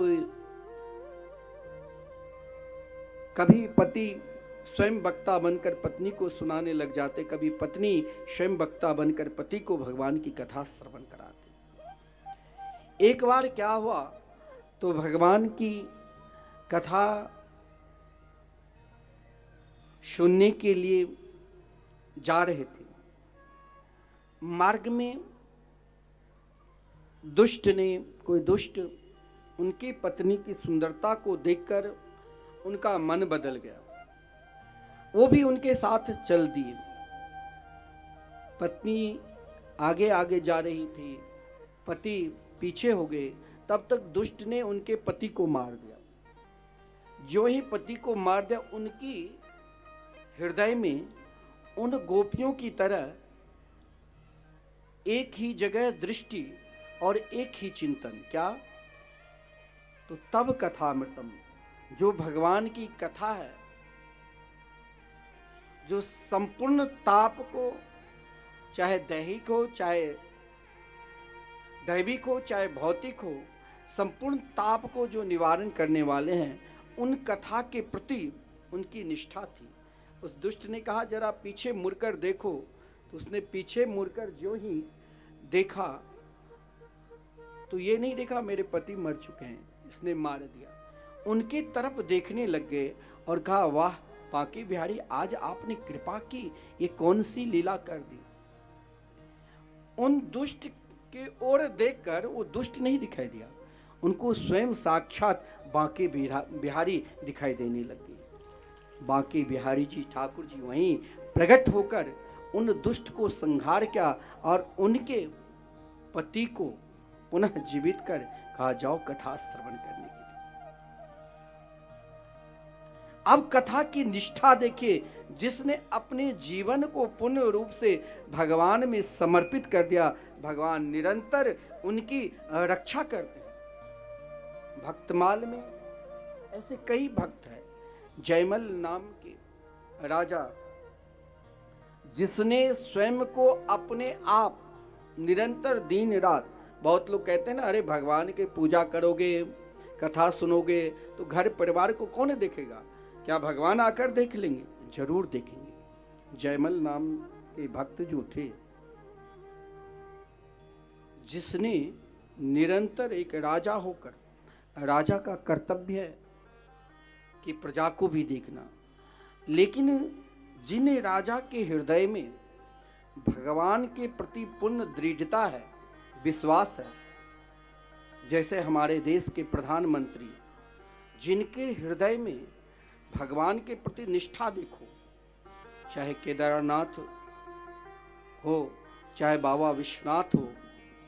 बाबा विश्वनाथ में क्या सुंदर मंदिर बन गए हैं, कॉरिडोर। इतना ही नहीं, हर मंदिर में जाकर समर्पित है। आप अन्य राजा, अन्य प्रधानमंत्री नहीं जाते थे, लेकिन हमारे देश के प्रधानमंत्री यही दिखा रहे हैं कि पहले भगवान, अगर भगवान है तो राष्ट्र अपने आप है, और राष्ट्र है तो भगवान अपने आप है। दोनों को लेकर चलना पड़ेगा। दोनों में परमात्मा विराजमान है, सब में है, लेकिन ये शक्ति देने वाले यही मठ मंदिर में जहाँ विराजमान मेरे गोविंद है। तो जयमल जी अपने आप को निरंतर अहरनिशम भगवान में समर्पित हो चुके थे। भगवान में ही विश्वास, उनकी पूजा करना, उनका ध्यान करना, कथा निरंतर गान करना, संकीर्तन में मस्त हो जाते थे, देह की सुध भी नहीं। एक दिन क्या हुआ, दूसरे देश के असुर आकर आक्रमण कर दिया। इधर जयमल जी भगवान की भक्ति में तल्लीन था, भगवान के भजन कर रहे थे। सैनिकों ने कहा कि महाराज जरा भजन छोड़कर, तो पूजा छोड़कर तो जरा राज्य को भी देखो। बोले सब भगवान देख ली। भगवान पर दृढ़ता, हमारे अंदर हम कथा श्रवण करते हैं, लेकिन अभी तक वो विश्वास नहीं हुआ है, अभी तक वो विश्वास नहीं हुआ है। अगर विश्वास है तो ईर्षा क्यों है? अगर हम सही में कथा को जानते हैं, भगवान को पहचानते हैं, भगवान के महिमा को ज्ञान है, तो छोड़ दो उन पे। स्वयं भगवान अपने भक्त की रक्षा के लिए सैनिक बनकर आकर उन दुष्ट को संहार किया, और इधर जयमल जी भगवत पूजा, भगवान की पूजा में लगे हुए थे। ये कभी नहीं हमें सोचना चाहिए कि अगर हम भगवान के पूजा पाठ कथा श्रवण कर रहे हैं तो घर परिवार को कौन देखेंगे, कार्य को कौन देखेंगे? सब वही देखेंगे जो संपूर्ण जगत को देखते हैं। और यही दृढ़ विश्वास महाराज परीक्षित के अंदर। अगर महाराज परीक्षित के अंदर यह विश्वास नहीं होता, तो जिस समय महाराज परीक्षित को श्राप लगा, भारत के सम्राट रहकर कोई और कार्य में लगते, लेकिन अपने आप को जान गए कि जब कोई ना सहायता करे, एकमात्र श्री राधे नाम के शरण में चला जाना चाहिए। और महाराज परीक्षित अपने आप को भगवान नाम में समर्पित हो गए। भगवान नाम यानी श्रीमद् भागवत महापुराण। देखिए, यहां निष्ठा को हो सकता है आपको प्रेम को तोड़ने के लिए अनेक प्रकार की महाराज आपको उपासना की ओर ले जाएगा। जैसे आजकल कभी कभी स्वयं को मन में होता है, कहाँ किसकी बात माने किसकी बात नहीं माने। कोई कहते हैं कि पीपल के वृक्ष में पानी डालो, तो कोई कहते हैं एक पीपल के पत्ते को घर में रखो और उसमें 7 महाराज सिक्का रख दो, तुम्हें धन मिलेगा। अरे ये सब कहीं मिलने वाला है? वो तुमको पागल बनाता है, वो तुमको अज्ञान की ओर ले जा रहा है। उसे देखो भी नहीं। अगर आप सही में आपके हृदय में श्री राम कृष्ण बैठा है तो मत जाओ उन तंत्र की ओर, मत जाओ उन टोटका की ओर। ध्यान देना, आप सही में लगता है कि आपके घर में कोई तंत्र मंत्र कर रहा है तो आप कुछ मत करो। रोज 108 बार निरंतर भगवान के नाम संकीर्तन करो और उसका परिणाम देख लेना। क्योंकि मैंने कहा था आपको, एकमात्र श्री राधा रानी के अगर आप नाम लेते हो तो उनके नाम में ही संपूर्ण शक्तियां, संसार की जितने भी देवी देवता है उनमें विराजमान हैं। तो क्या तंत्र मंत्र का वहां प्रवेश हो सकता है? भगवान निम्बार्काचार्य जी कहते हैं, नान्या गति कृष्ण पदार बिंदात समदृश्यते ब्रह्म शिवादि वंदितात भक्ति क्षयोपात सुचिंत विग्रहात अचिंत शक्ति रविचिंत सास्यात। अरे अज्ञानी लोग, तो क्यों भटक रहे हो? जब तुम्हारे हृदय में, अगर आपके हृदय में भागवत भगवान के प्रति यानी भगवान के नाम के प्रति, उनके रूप के प्रति, उनके लीला के प्रति और उनके धाम के प्रति, देखिए भागवत आपको 4 प्रकार के फल का ज्ञान कराते हैं। भगवान के नाम के ज्ञान कराते हैं और भगवान के रूप का ज्ञान कराते हैं और भगवान के धाम का ज्ञान कराते हैं और भगवान की लीला के ज्ञान कराते हैं। भागवत में संपूर्ण विराजमान है। तो फिर हम स्वयं भटकते हैं। मेरे अंदर विश्वास नहीं है। विश्वास नहीं है जिस कलश को आप अपने माथे पर ले चलते हो ना, जानते हो आपने मन में संकल्प किया कि भगवान की कथा हो रही है, भागवत कथा हो रही है, मुझे कलश यात्रा में सम्मिलित होना है, कलश उठाना है। आप किनकी साक्षी करते? इस कलश में जब पंडित जी संकल्प कराते हैं तो संपूर्ण तीर्थ का आवाहन करते हैं। संपूर्ण तीर्थ को आप अपने मस्तक, 3.5 करोड़ तीर्थ, 3.5 करोड़ देवताओं को आप अपने मस्तक पर रखकर कहाँ विराजमान कराते हो? तो भागवत भगवान की समीप, भगवान की समीप। और उन देवताओं की उपासना, उन तीर्थों का उपासना क्या फल मिलता है? आपको भगवान के नाम की ओर भागवत प्रेरणा करते हैं। महाराज परीक्षित ने अपने जीवन में देख लिया, एक तरफ संपूर्ण देवता ने कहा कि आप मेरे शरण में आ जाओ, जो चाहिए स्वर्ग के संपूर्ण सुख प्रदान कर दूंगा। लेकिन महाराज परीक्षित के विषय में जानते हो, जब महाराज परीक्षित अपने सद्गुरुदेव आदरणीय श्रीमान सुखदेव जी के शरण में आए तो श्रीमान सुखदेव जी के पास तो कुछ था ही नहीं। वो तो स्वयं अपने आत्मा में रमन करने वाले आत्माराम थे, निर्वस्त्र अवस्था में, दिगंबर अवस्था में। और इधर देवता जिनके पास धर्म, अर्थ, काम, इन 3 साधना तो थी लेकिन मोक्ष की साधना नहीं। महाराज परीक्षित ने कहा कि मेरे पास भी तीनों साधना है। ऐसा संसार की कोई भी प्राणी नहीं है जिसके पास 3 साधना ना हो। हर व्यक्ति धर्म करते हैं, धर्म संपूर्ण प्राणी करते हैं। हर व्यक्ति के अंदर इच्छा की भी पूर्ति होती है, कामना का भी फल मिलते हैं।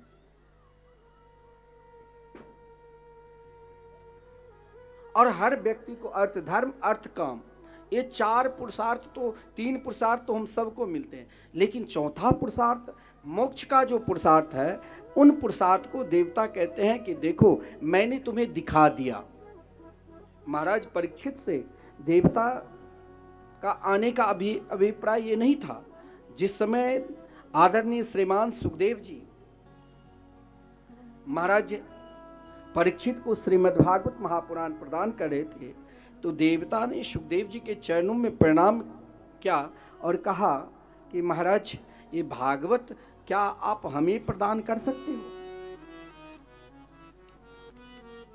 अब एक संत के पास कोई याचना करे तो उन्हें देना पड़ेगा, लेकिन उससे पूर्व उनको संपूर्ण याचना फल लेने वाले तैयार थे। और जिसने अपने जीवन में सब कुछ त्याग दिया, त्याग के बाद ही फल मिलता है। आपके अंदर जब तक पूर्ण रूप से त्याग का भाव नहीं आएगा, तब तक आप चाहोगे कि हम फल, केवल फल ही फल ले, फल नहीं मिलेगा। चाहे आप देवता की समान हैं, परंतु आपके हृदय में त्याग नहीं है तो सब व्यर्थ, और अगर त्याग है तो सब कुछ मिलेगा। अब कौन सा त्याग? इधर देवता, हम सब देवता की पूजन करते हैं, उपासना करते हैं कि देव की कृपा होगी तभी श्री कृष्ण की कृपा होगी। देवता की उपासना का फल है परमात्मा की उपासना। और यहां देवता जब उस फल को देने के लिए स्वयं आदरणीय श्रीमान सुखदेव जी जैसे परमहंस, जिसके विषय में कहा गया है स्वयं भगवान शिव ही सुखदेव जी के रूप में है, और स्वयं श्री कृष्ण भी ही सुखदेव जी के रूप में है, और स्वयं श्री राधा रानी जो कृपा की मूर्ति है, लीला सुकोयम वृषभान जाया पवित्र चंचु प्रियचुंब नेन एकांतिको नन्य रहस्य पाठी गोलोक प्रसादा सदा निवासी। स्वयं राधा रानी के स्वरूप ही श्री सुखदेव जी के स्वरूप है। आप मानो एक तरफ विशिष्ट महापुरुष और एक तरफ संपूर्ण देवता, दोनों के पास विशिष्ट फल है।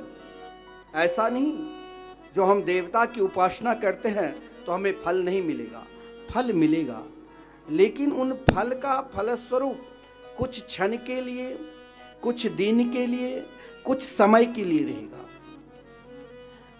और एक ऐसा भी फल है जो कभी नष्ट ही नहीं होता, और दोनों को अमृत ही माना गया है। देवता के पास भी अमृत है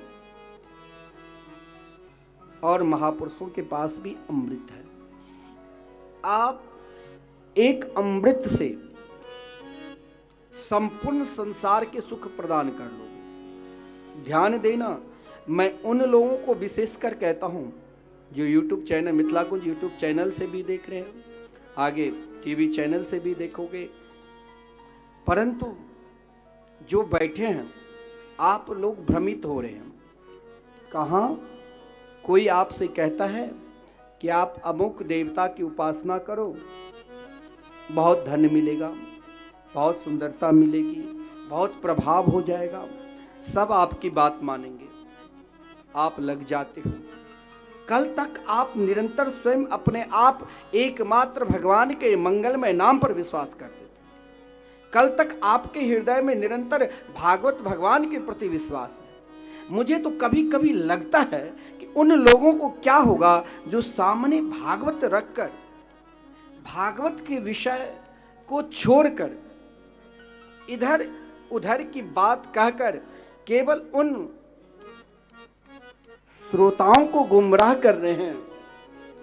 हमें नचाने की कला नहीं आती, हमें रुलाने की कला नहीं आती है, हम खूब इमोशनल आपको कर दे वो भी हमें कला नहीं आती है, लेकिन हमें एक कला जरूर आती है। यदि आप भगवान के नाम जाप करने लग जाओगे तो आप मीरा सबरी की तरह आपको राम मिल जाएंगे, कृष्ण मिल जाएंगे। और ये कला पर विश्वास रखना। और ये जो कला है, इस पर विश्वास आप चाहोगे कि हमें सीधे हो जाए, ये भी नहीं होता है। महाराज आजकल इतने तांत्रिक आ गए हैं, इतने तांत्रिक आ गए हैं, जो उन तांत्रिकों की बात मानकर अगर हम करने लग जाए तो मैं कहता हूं उस घर में वो कभी शांति रहने ही नहीं देंगे, उस घर को अशांति बना देगा।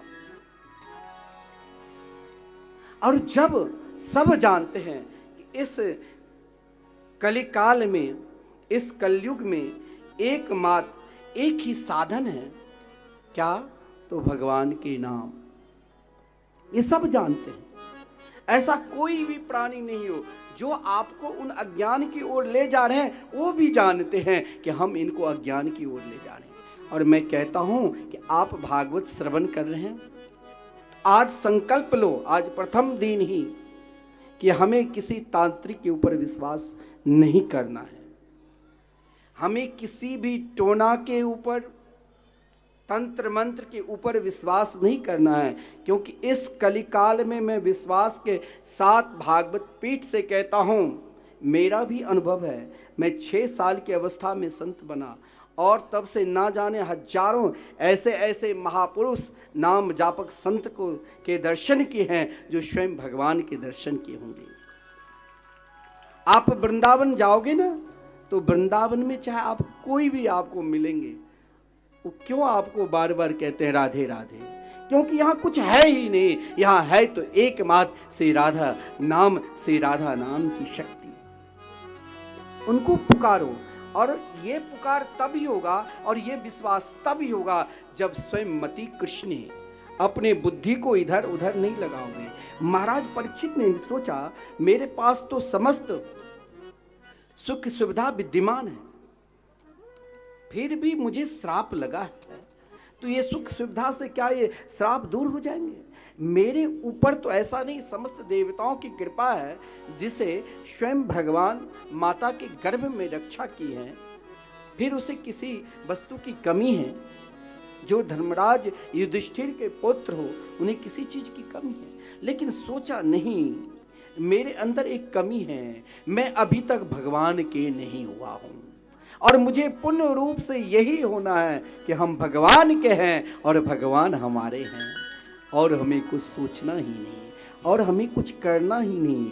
हम भी आपको कहे कि भगवान को छोड़कर तुम इधर उधर भटको मत, भटकना। हमसे अधिक आप ज्ञानी हैं, क्योंकि आपके हृदय में श्री कृष्ण के मंगलमय नाम बैठा। महाराज परीक्षित ने अपने आप को, अपनी बुद्धि को मतिम श्री कृष्ण मति को, बुद्धि को श्री कृष्ण में लगा दिया। और ये जो ममता है ना, ये जो आसक्ति है ना, आसक्ति करो किससे?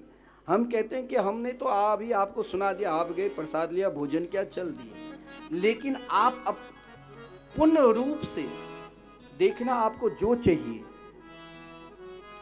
जो भी चाहिए, संसार की सुख और सुविधा देने में भी भागवत सक्षम है, और श्री कृष्ण से मिलाने में भी भागवत सक्षम है।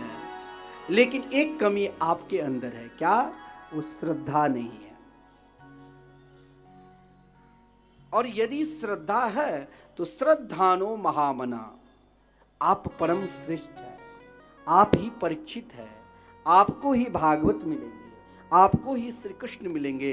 केवल आपको प्रतीक्षा करनी पड़ेगी कि वो कब मिलेंगे, चाहे वो आज मिले, चाहे वो 10 वर्ष के बाद मिले, चाहे वो 10 जन्म के बाद मिले, लेकिन वो मिलेंगे तो जरूर, क्योंकि हम तो उनके हैं।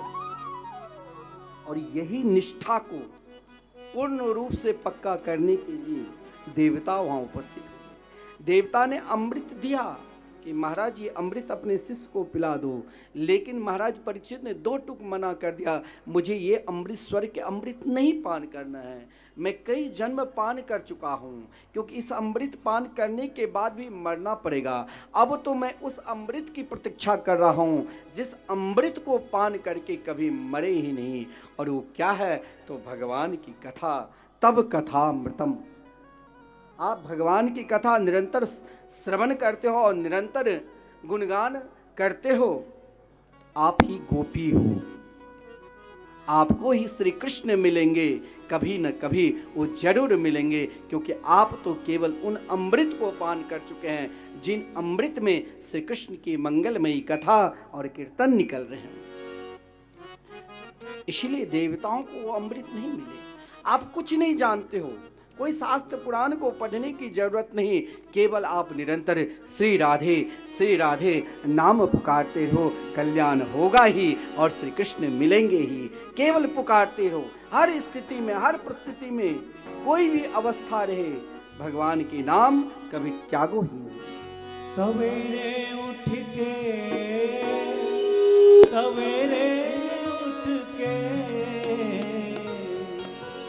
ओ ले लो राधे जू को नाम, सवेरे उठ के ले लो राधे जू को नाम, सवेरे उठ के ले लो राधे जू को नाम, सवेरे उठ के ले लो राधे जू को नाम, सवेरे उठ के हाँ सवेरे उठ के सवेरे उठ के सवेरे उठ के ले लो राधे जू को नाम, सवेरे उठ के ले लो राधे जू को नाम, सवेरे उठ के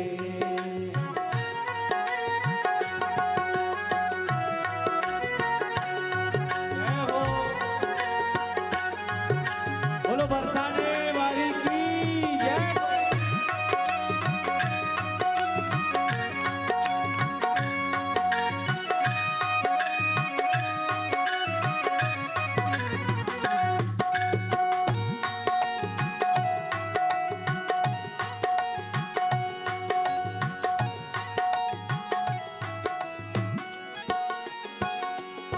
ओ पहले नाम लियो राधा को फिर करियो स्नान, पहले नाम लियो राधा फिर करियो स्नान, पहले नाम लियो राधा को फिर करियो स्नान, पहले नाम लियो राधा को फिर करियो स्नान।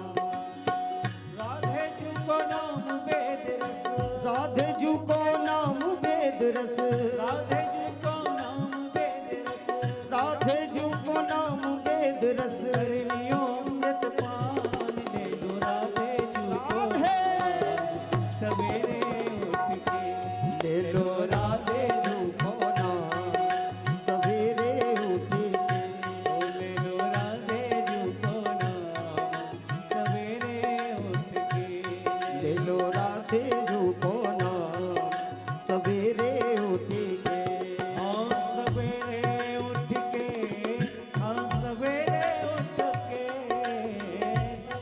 उठ के सवेरे उठ के ले लो राधे जू को नाम, सवेरे उठ के ले लो राधे जू को नाम, सवेरे उठ के जय हो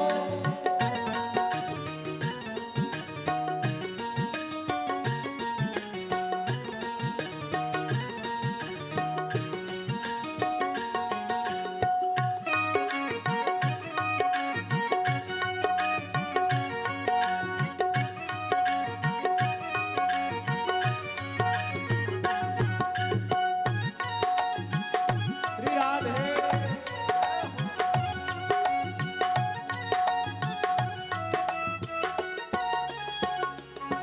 ओ राधे जू को नाम देवता सुमरे श्यामा श्याम, राधे जू को नाम देवता सुमरे श्यामा श्याम, ओ राधे जू को नाम देवता सुमरे श्यामा श्याम, राधे जू को नाम देवता सुमरे श्यामा श्याम, ओ राधे नाम को मंत्र जपत है, राधे नाम को मंत्र जपत है, राधे नाम को मंत्र जपत है, राधे नाम को मंत्र जपत है, सब वृंदावन धाम, ले लो राधे जू को नाम, सवेरे उठ के ओ ले लो राधे जू को नाम, सवेरे उठ के ले लो राधे जू को नाम,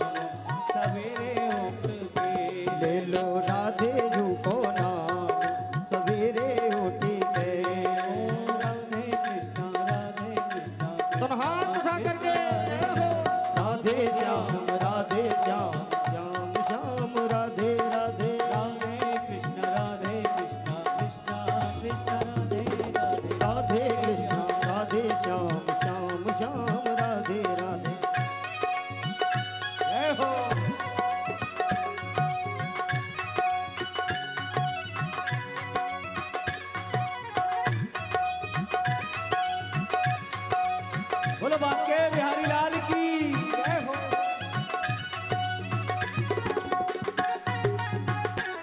हरि बोल।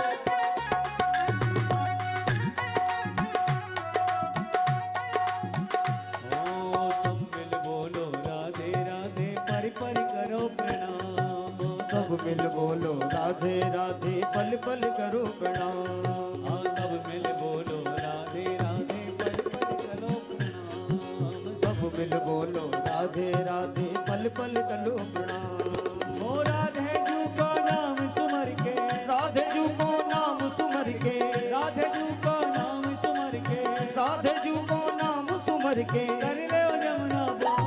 ले लो राधे जू को नाम सवेरे उठ के, ले लो राधे जू को नाम सवेरे उठ के। ओ ले लो राधे जू को नाम सवेरे उठ के। ले लो राधे जू को नाम सवेरे उठ के।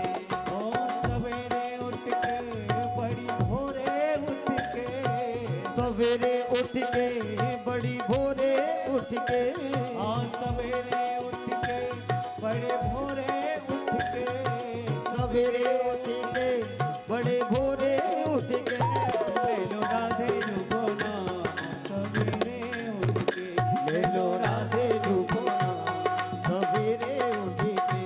ओ राधे कृष्णा तो राधे हाथ उठा करके राधे राधे राधे श्याम राधे श्याम श्याम श्याम राधे राधे। ओ राधे कृष्णा कृष्णा कृष्णा राधे राधे राधे श्याम राधे श्याम श्याम श्याम राधे राधे। राधे कृष्णा कृष्णा कृष्णा राधे राधे राधे श्याम श्याम श्याम राधे राधे। ओ राधे कृष्णा कृष्णा कृष्णा राधे राधे राधे श्याम श्याम श्याम राधे। ओ राधे कृष्णा कृष्णा कृष्णा राधे राधे राधे श्याम श्याम श्याम राधे ओ राधे। राधे कृष्णा कृष्णा कृष्णा राधे राधे राधे श्याम श्याम श्याम राधे। ओ ले लो राधे जू को नाम सवेरे उठ के, ले लो राधे जू को नाम सवेरे उठ के। ले लो राधे जू को नाम सवेरे उठ के, ले लो राधे जू को नाम सवेरे उठ के। ओ सवेरे उठ के, सवेरे उठ के। ओ सवेरे उठ के। बोले जय जय श्री राधे। जीवन में सबसे अधिक निष्ठा क्या है? भागवत आपको, क्योंकि भागवत वैष्णव पुराण है, भागवत को वैष्णव पुराण कहा गया। अब आप कहोगे कि भागवत में लिखा है कि भागवत उन्हीं को सुनना चाहिए जो वैष्णव हो, अन्यथा किसी को नहीं सुनना चाहिए। और भागवत के महात्म्य के अंतिम अध्याय में यह वर्णन है कि विरक्तो वैष्णवो विप्रो वेद शास्त्र विशुद्ध कृत। भागवत श्रवण भी उन्हीं से करना चाहिए, वैष्णव हो, विप्र हो और विरक्त हो। और भागवत उन्हीं को सुनना चाहिए जो वैष्णव हो। तो अगर हम वैष्णव नहीं हैं, दीक्षा नहीं लिए हैं, तो हमें नहीं सुनना चाहिए, ऐसे नहीं। भागवत सबको सुनना चाहिए, क्योंकि भागवत हम सबको देते हैं। अब कौन सा वैष्णव? भागवत हमें कौन सी दीक्षा देते हैं? महाराज परीक्षित जब भागवत भगवान की शरण में आए,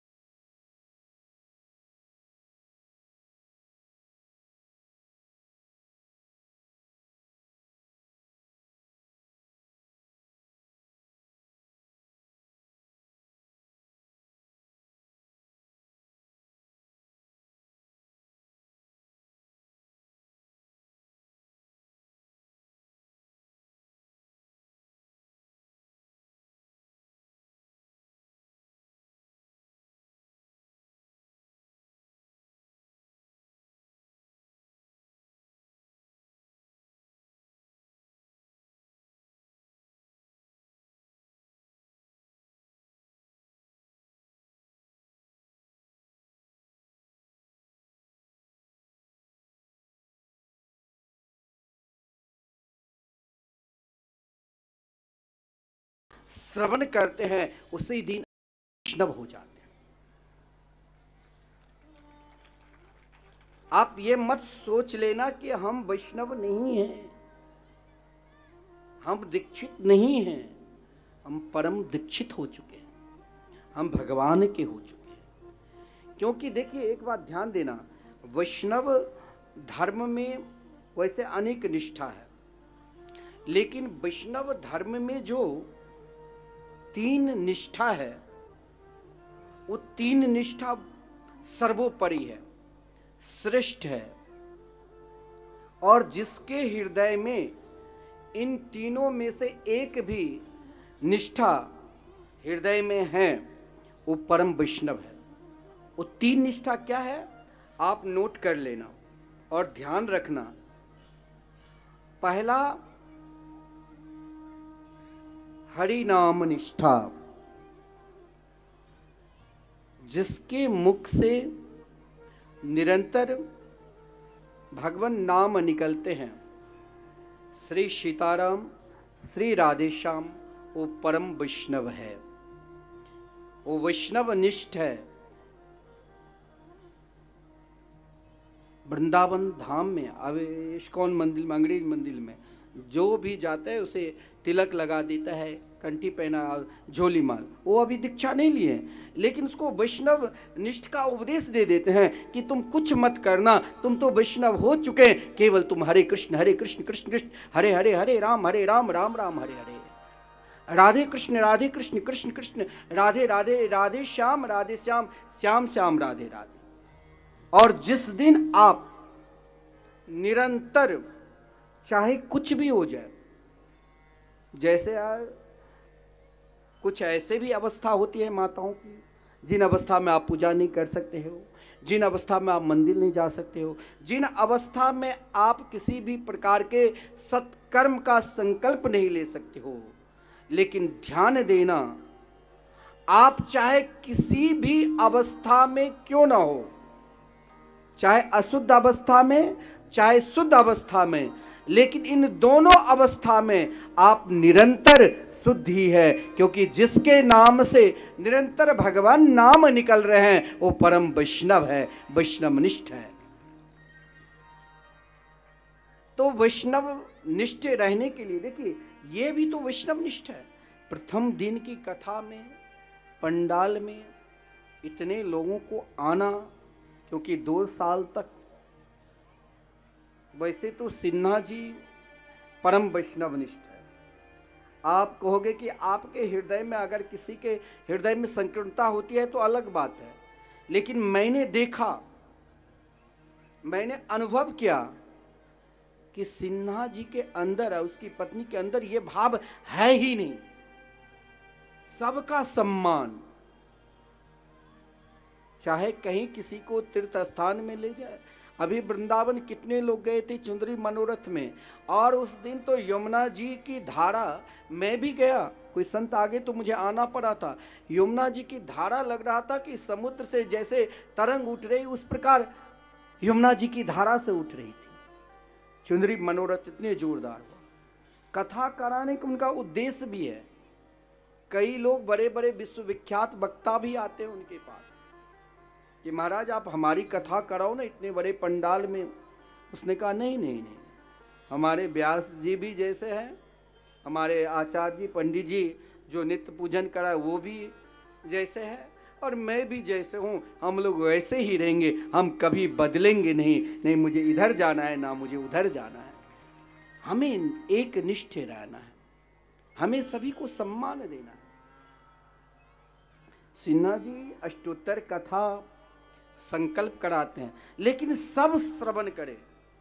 आप बड़े जगह जाओगे कथा सुनने के लिए तो वहाँ सबकी श्रेणी बटा रहता है, ये बहुत रुपया पैसा वाले हैं, इनको यहाँ रस्सी के अंदर, अरे वो ना आए, उससे अधिक कोई है तो उसे बीच में, और जिसके पास बेचारा कोई कथा सुनने के लिए आए उसे सबसे पीछे रहो। लेकिन आप यहाँ देखते हो किसी के अंदर भेदभाव है, सब आगे आओ, सब बैठो। भागवत यही तो भागवत है और यही तो वैष्णव निष्ठ है।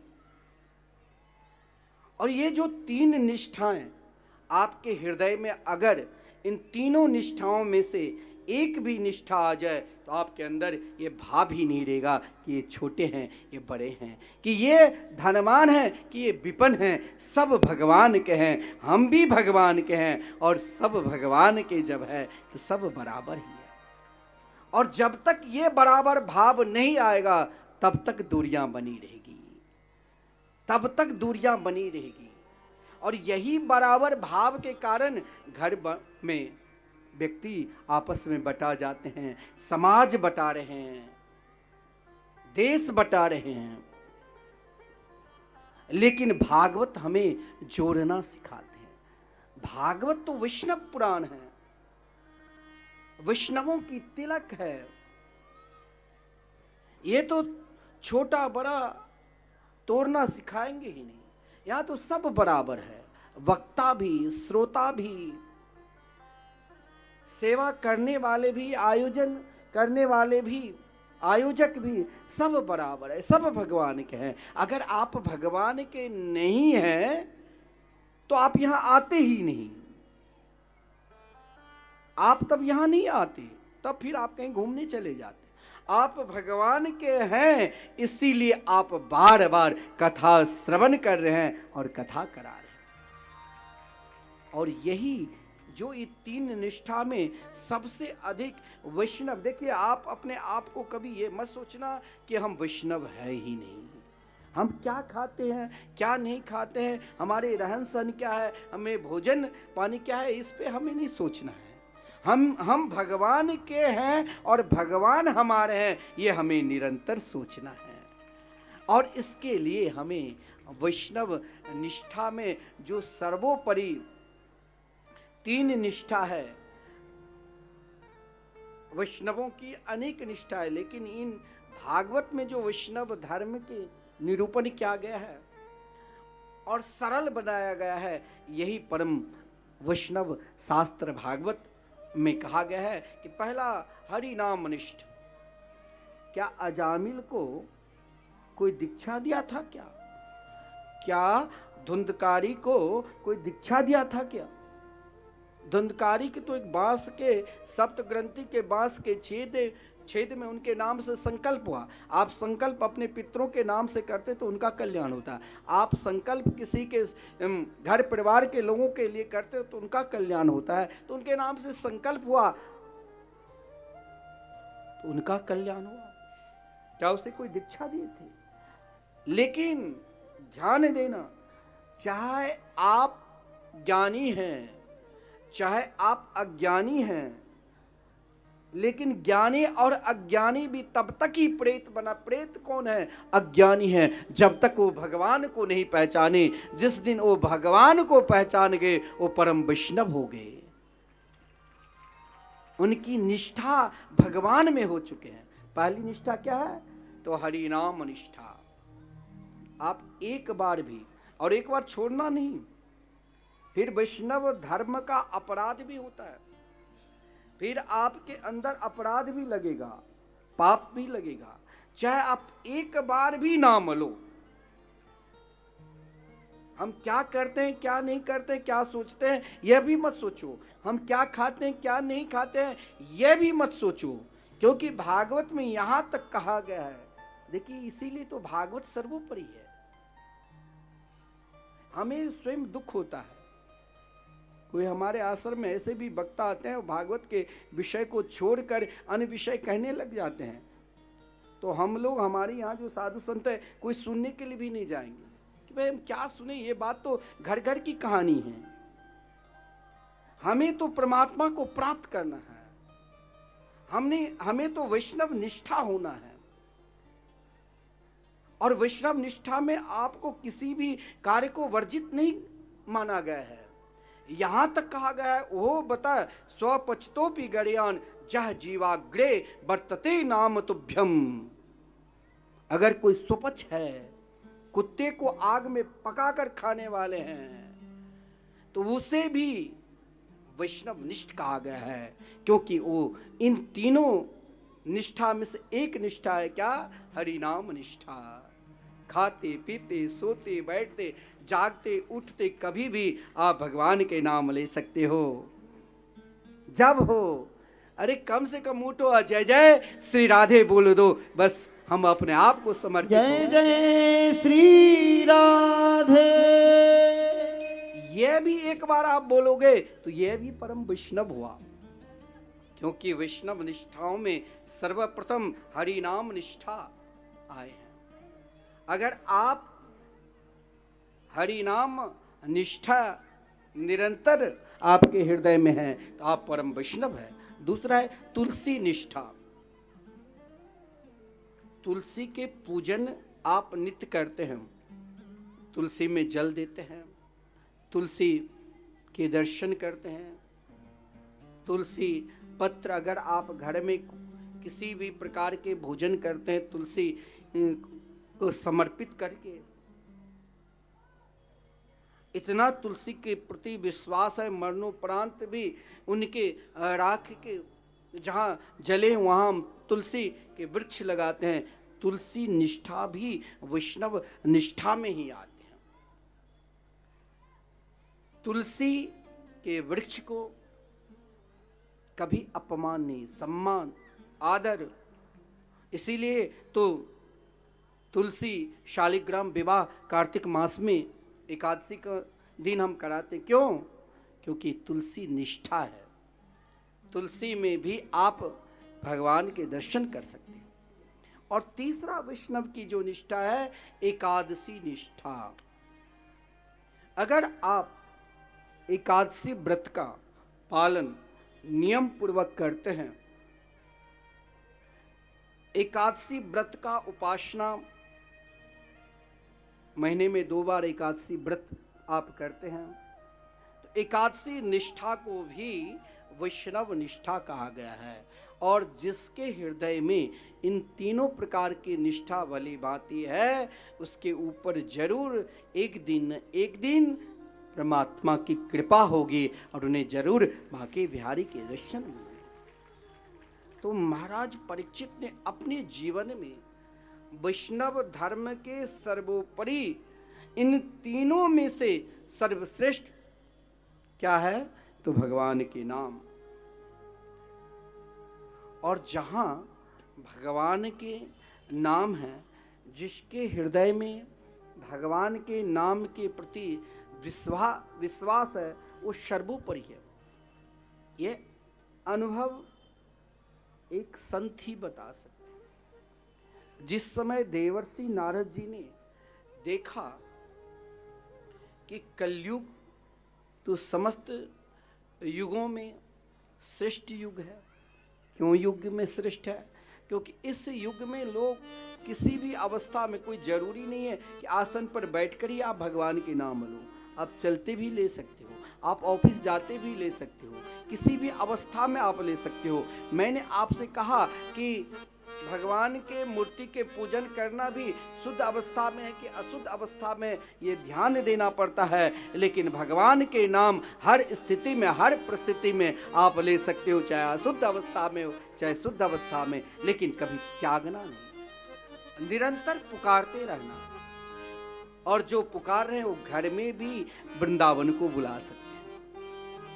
और जो तीर्थ में है और अगर उसके हृदय में भगवान के नाम नहीं है तो समझ लो उसके लिए तीर्थ भी बेकार। देवर्षि नारद जी स्वयं अपना अनुभव, एक दिन व्याकुल अवस्था में थे तो सनकादिक ने कहा, महात्मा आप जैसे भजनानंदी इस प्रकार व्याकुल अवस्था में रहे, ये तो उचित नहीं, तो आपकी व्याकुलता क्यों हो रही?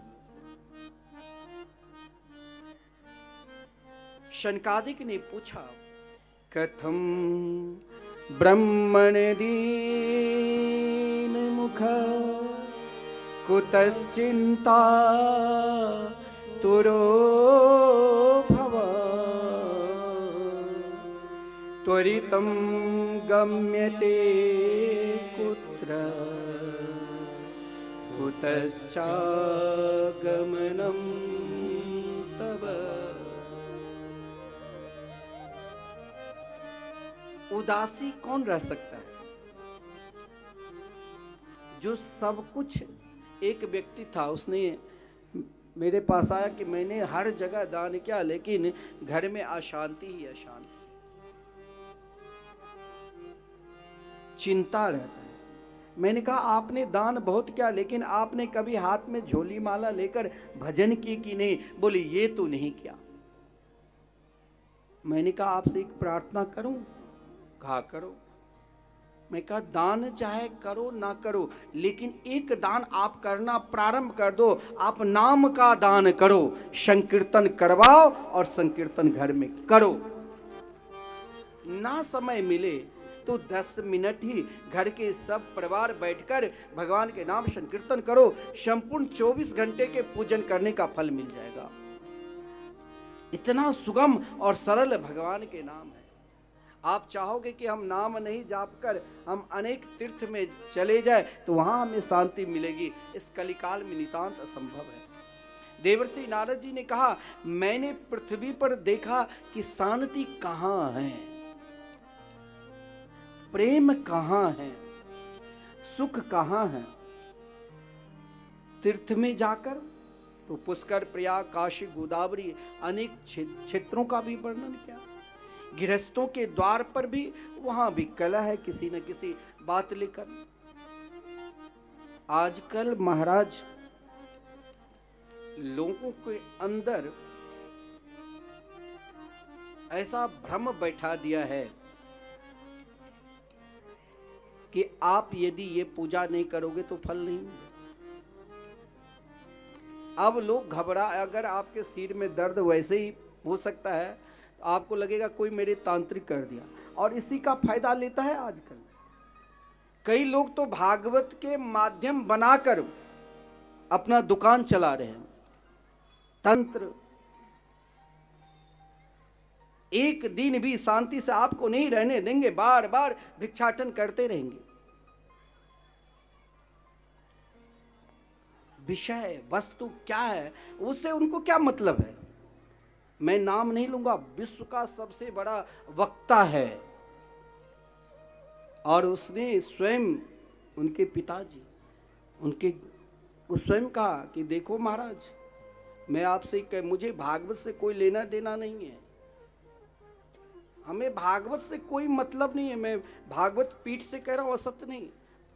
मुझे भागवत से कोई लेना नहीं, ये लाखों की भीड़ जो देख रहे हो मुझे इससे कोई लेना देना नहीं, ये सब बेवकूफ है। मैंने कहा क्यों? कहा मेरा ये व्यापार है, बढ़िया सुंदर मंच, बढ़िया प्रचार प्रसार मेरा व्यापार है और मैं धर्म के आड़ में उनको गुमराह करके उनके धन लूट रहा हूं। मैंने कहा कि लोभी गुरु लालची चेला दोनों नरक में ठेलम ठेला। जैसे तुम्हें धर्म से कोई मतलब नहीं है ना, तो धर्म के आड़ में हो सकता है। देखिए धर्म के आड़ में गुमराह हो जाते हैं। श्री हनुमत लाल जी काल नेमी एक क्षण के लिए गुमराह कर दिया था, वो भी सीताराम सीताराम करने लगे। लेकिन आप मत होना, आप कभी स्वयं रामचरित मानस को पाठ करना, आप कभी भागवत को ना हो संस्कृत तो हिंदी का पाठ करना और पढ़ना कि जीवन में सार तत्व क्या है। अगर सार तत्व कुछ है तो एकमात्र भगवान के मंगलमय नाम ही, और जो नाम लेते हैं वो समस्त तीर्थों में विचरण कर चुके हैं, संपूर्ण यज्ञ कर चुके हैं। श्रीधाम वृंदावन में 64 जगह अखंड कीर्तन चलता था पहले। आज के दिन में मात्र 6 जगह अखंड कीर्तन चल रहे हैं, 24 घंटे, एक भी क्षण के लिए बंद नहीं होता। वो मिथिला कुंज आपके स्थान है, 24 घंटे कभी भी आप जाओगे ना, जो वृंदावन गए होंगे, और मैं तो कहता हूं आप सब आओ और एक बार आकर आप वृंदावन में रहो। अपने आश्रम में व्यवस्था है सारी, और व्रत 84 कोष की परिक्रमा करो, जहां संपूर्ण 4 धाम के दर्शन आपको वहीं मिल जाएंगे। सामने सिन्हा जी बोले कि कार्यालय पर 84 कोष की यात्रा कहां, किस तीर्थ में कहां जाना पड़ता है? बोले ब्रज में संपूर्ण तीर्थ विराजमान, और संपूर्ण तीर्थ भगवान के नाम में विराजमान है। इसीलिए तो देवर्षि नारद जी ने स्पष्ट कहा कि मैंने संपूर्ण तीर्थ में भी देखा, अगर व्यापार दृष्टि से धर्म है तो धर्म व्यर्थ है, अगर अध्यात्म दृष्टि से धर्म है कि सब भगवान से जुड़े, वो शुभ है। और मैं ये कहता हूं कि चाहे वो जैसे जुड़े, लेकिन आप यदि भगवान के नाम लेते हैं तो उनका भी कल्याण होगा ही, इसमें कोई दो राय ही नहीं है। क्योंकि उनकी प्रेरणा से आप नाम जाप करने लग गए ना, आपका आशीर्वाद उनको मिल गया। धर्म नाम पर विश्वास जल्दी नहीं होता है, क्योंकि सुलभ है, बहुत सुलभ है। नहीं नहाने की जरूरत, नहीं महाराज नए वस्त्र पहनने की जरूरत, कभी भी ले, बहुत सुलभ हो जाता है ना। घर में भी आपको सुलभ तरीका से कुछ मिल जाता है ना, तो उस पर उतना विश्वास नहीं रहता। इसी प्रकार भगवान के मंगलमय नाम इतने सुलभ भगवान ने कर दिए, इतने सुलभ। इस कली काल में भगवान स्वयं अपने रूप से सुलभ अपने नाम को कर दिए। देवर्षि नारद जी ने कहा दुख का कारण यही है कि जहां नाम नहीं है, चाहे गृहस्थ के घर हो, चाहे साधु सन्यासी के घर हो, और चाहे वो तीर्थ स्थान हो, मेरे लिए तो सब हो गया। लेकिन आप ये कभी नहीं सोचना, इस कलयुग में भगवान नाम अहर्निशम नहीं चलते। कहीं चले ना चले भैया, लेकिन वृंदावन में आप जहां जाओगे आपको राधे राधे सुनाई ही देगी। वहां पर और कुछ सुनाई दिया ना दिया, लेकिन राधा नाम लेना ही। वृंदावन में महापुरुष लोग कहते हैं कि आपको कहीं सदगुरु ना मिले तो वृंदावन आ जाना। वहां आपको ना जाने भगवान किस रूप में आपको सदगुरु के रूप में मिल जाएंगे।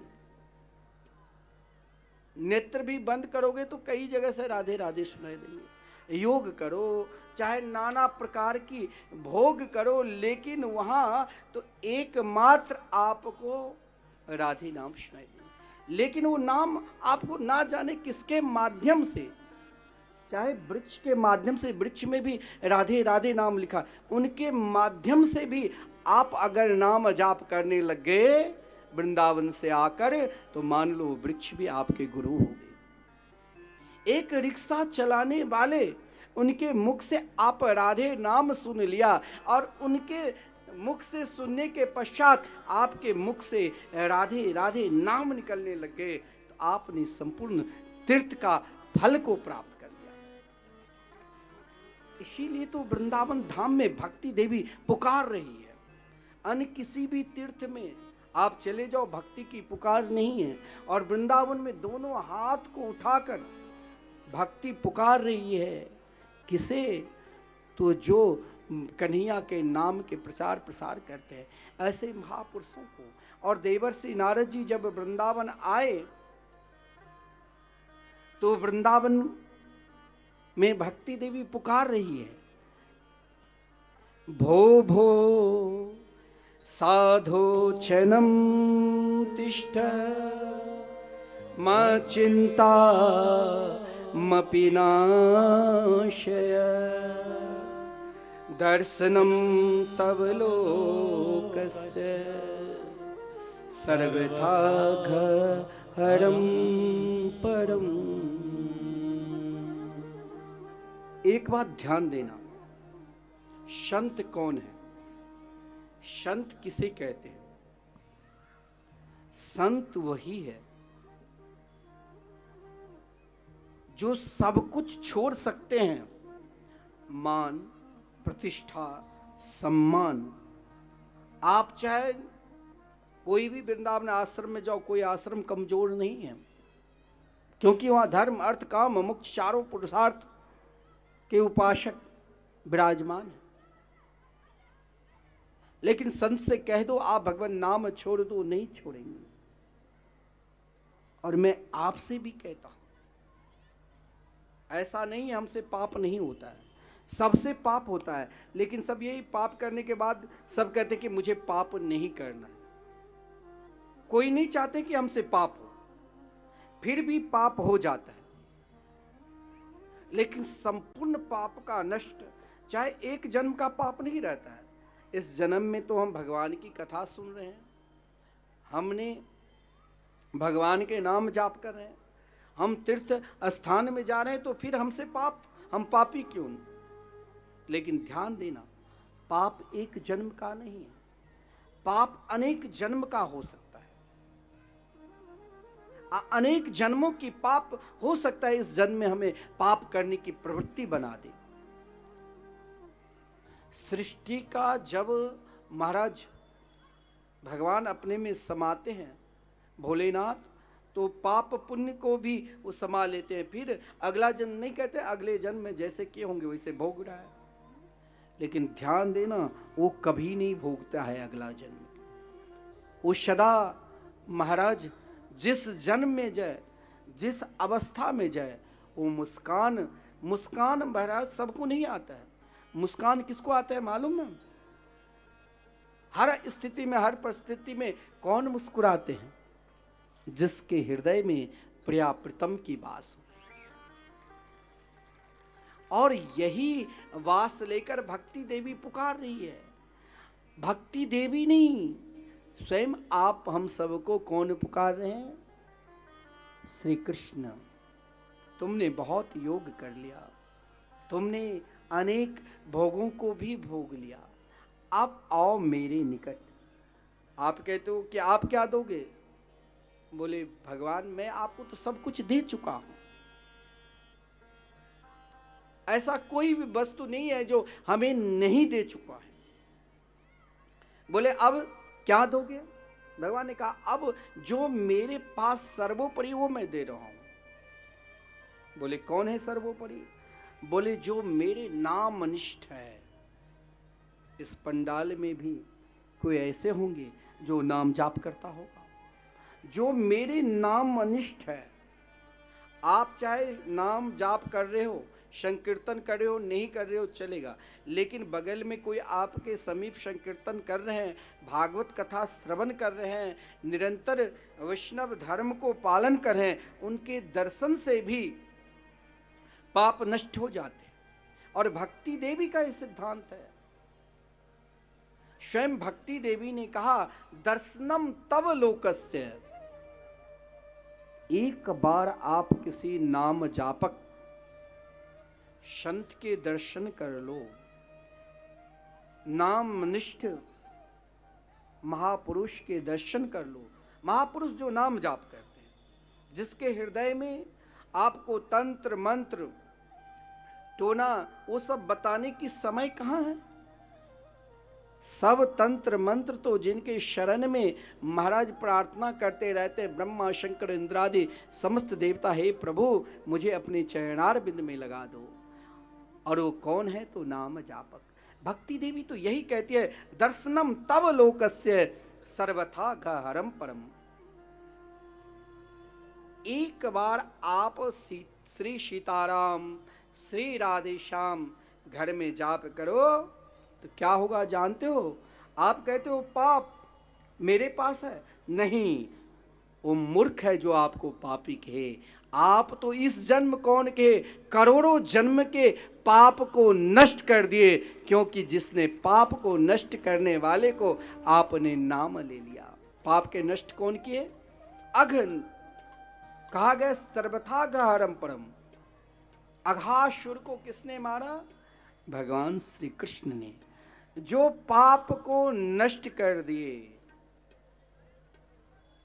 हम तो उनके हो चुके हैं, तो फिर हम पापी कैसे? हम तो भगवान के हैं और भगवान हमारे हैं, हम तो परम वैष्णव हैं। और ऐसे वैष्णव मात्र से जो आपको प्रेरणा दे दे कि आप वृंदावन चलो, वो आपके लिए परम वैष्णव, वो आपके लिए संत। जो आपको प्रेरणा दे दे कि चलो भगवान की कथा हो रही है, भगवान की कथा श्रवण करे, वो आपके लिए परम वैष्णव, परम संत। क्योंकि भगवान के शरण में जाने से ही संपूर्ण पाप नष्ट हो जाते हैं। क्योंकि एक बात ध्यान देना, सूर्य केवल सूर्य के किरण बाहर के अंधकार के नष्ट करता है, लेकिन भगवान के मंगलमय नाम,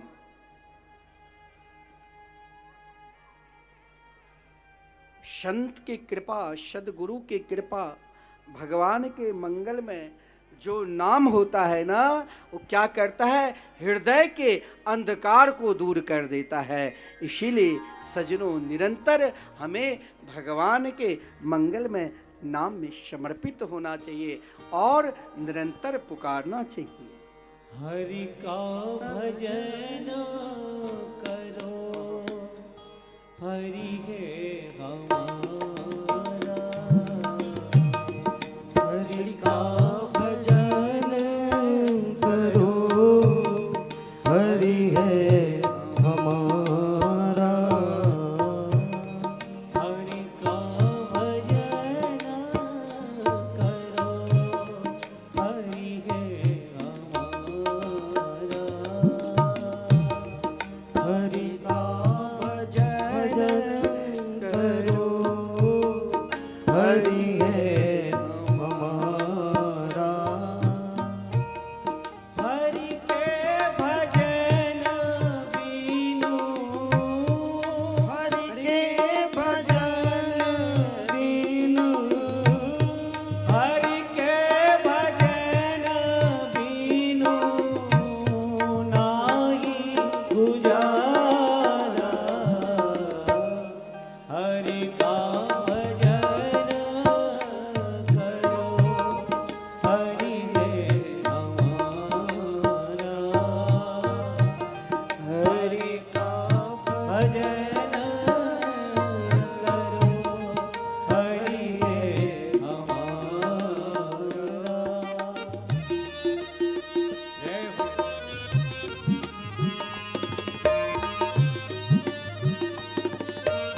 प्रेम से सभी तालियों की सेवा करते होंगे।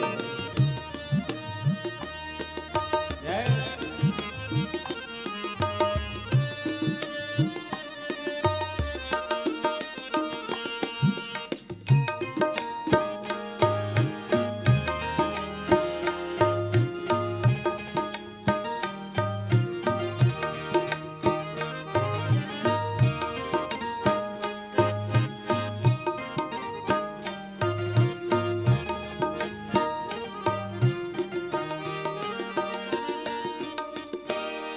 हरि नाम से तेरा काम बनेगा। हरि नाम से तेरा काम बनेगा। हरि नाम ही तेरे साथ चलेगा। हरि नाम ही तेरे साथ चलेगा। हरि नाम लेने वाला, हरि नाम लेने वाला, हरि का है प्यारा। हरि का भजन करो, हरि है हमारा। हरि का भजन करो, हरि है तुम्हारा।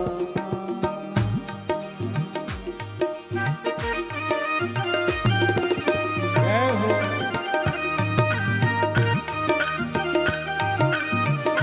प्रेम से सभी तालियों की सेवा करते हुए।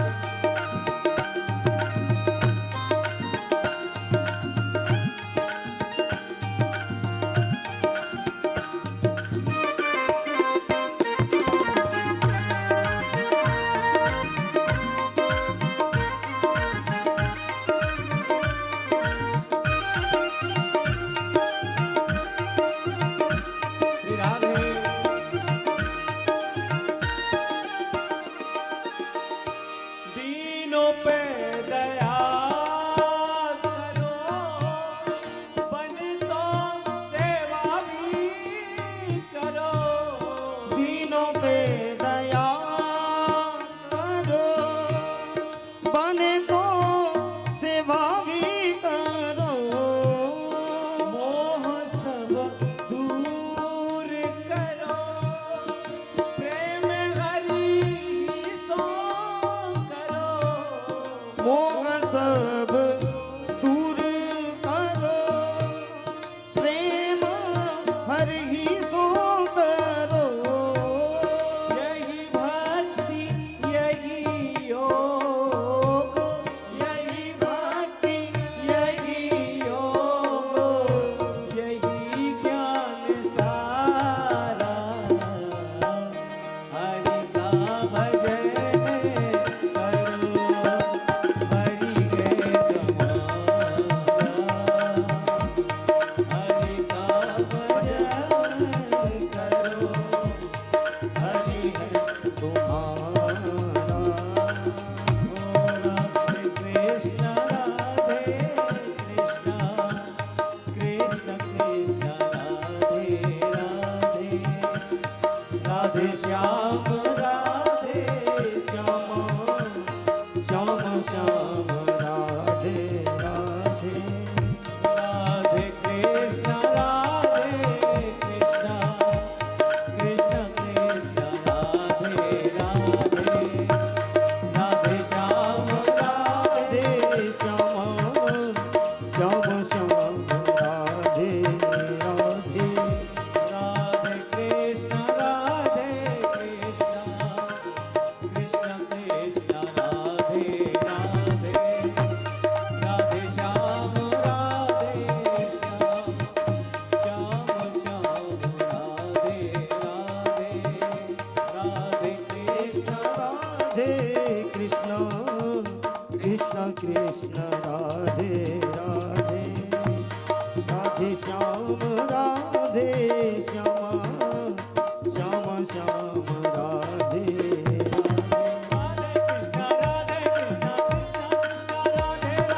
राधे श्याम राधे श्याम, श्याम श्याम राधे राधे। राधे कृष्ण राधे कृष्ण, कृष्ण कृष्ण राधे राधे श्याम श्याम श्याम बोलिए राधे कृष्ण राधे कृष्ण, कृष्ण कृष्ण राधे राधे।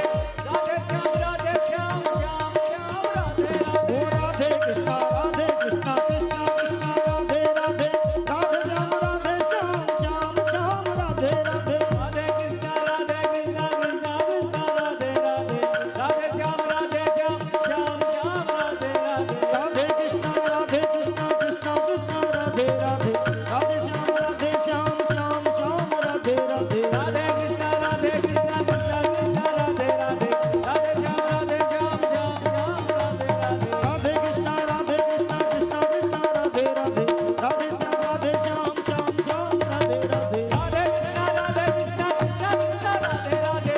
श्याम राधे श्याम, श्याम श्याम राधे राधे।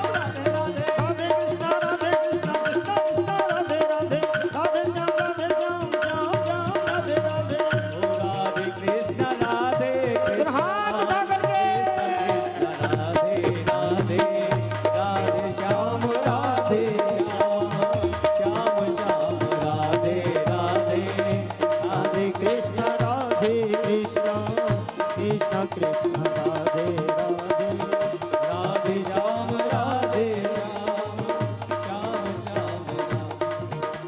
ओ हरि का भजन करो, हरि के कमारा। हरि का भजन करो, हरि के कमारा। हरि का भजन करो, हरि के कमारा। हरि का भजन करो, हरि के कमारा। जय जय श्री राधे। भक्ति देवी पुकार पुकार कर क्या कहती है? अब आप ध्यान देना, किसी भी शास्त्र में, किसी भी पुराण में, अनेकों चाहे पुराण हो, अनेकों शास्त्र हो, लेकिन उन शास्त्र का सार तत्व क्या है? श्रीमद् भागवत महापुराण। लेकिन ताकत नहीं है। जो पाखंड धर्म को बढ़ावा दे रहा है, क्या उन पाखंड धर्म में, उन तंत्र मंत्र में क्या यह ताकत है जो आपको भगवान से मिला दे? नहीं है। लेकिन भागवत में वो शक्ति है जो आपको भगवान से मिला सकते हैं, क्योंकि भगवान से मिला देंगे। और ये बात भक्ति देवी, जिनकी सेवा में संपूर्ण तीर्थ उपस्थित है, जिनके निकट ज्ञान भी शून्य पड़ा हुआ है, वैराग्य भी शून्य पड़ा हुआ है। बड़े बड़े ज्ञानी को हो सकता है भगवान ना मिले, बड़े बड़े वैरागी को हो सकता है भगवान नहीं मिले, लेकिन जिसके हृदय में निरंतर प्रिया प्रीतम के मंगलमय नाम निकल रहे हैं, उसे तो जरूर ही मिलेंगे। लेकिन इसके लिए सर्वथा घ हरम परम, इसका भाव ये नहीं है जो संत के दर्शन मात्र से ही, संत के दर्शन मात्र, किन संत से? जो स्वयं को अपने आप को भगवान के हो चुके। देवर्षि नारद जी निरंतर जिनके मुख से भगवान नाम निकल रहे हैं, और ये बात आप ध्यान पूर्वक मान लेना, ये सच्ची बात मान लेना, क्या कि स्वयं को भगवान के हो जाओ। नाम में, भगवान के नाम में अगर श्रद्धा है तो वही महाराज इस कलिकाल में सर्वश्रेष्ठ ज्ञानी हैं। उसने संपूर्ण ज्ञान को प्राप्त कर चुके हैं, जिसके हृदय में भगवान के नाम के प्रति श्रद्धा है। देखिए, शरीर, जो शरीर के साथ जो हमारे संबंध है, माना कि हमें किसी ने पैदा किया है, माता पिता से हम पैदा हुए हैं, लेकिन वो सब भी मिटने वाले हैं। यह बात आप सत्य मानना, इसमें महाराज किसी भी प्रकार की शंका नहीं करना। देखिए, कोरोना काल में किसी के माता, किसी के पिता, किसी के भाई, किसी के बांधव चले गए, उन सब से संबंध बना, लेकिन संबंध टूट भी जाएगा। ऐसा नहीं है कि उसके साथ हमें संबंध सदा बना ही रहेगा। अगर सदा बना रहेगा तो टूटेगा ही नहीं।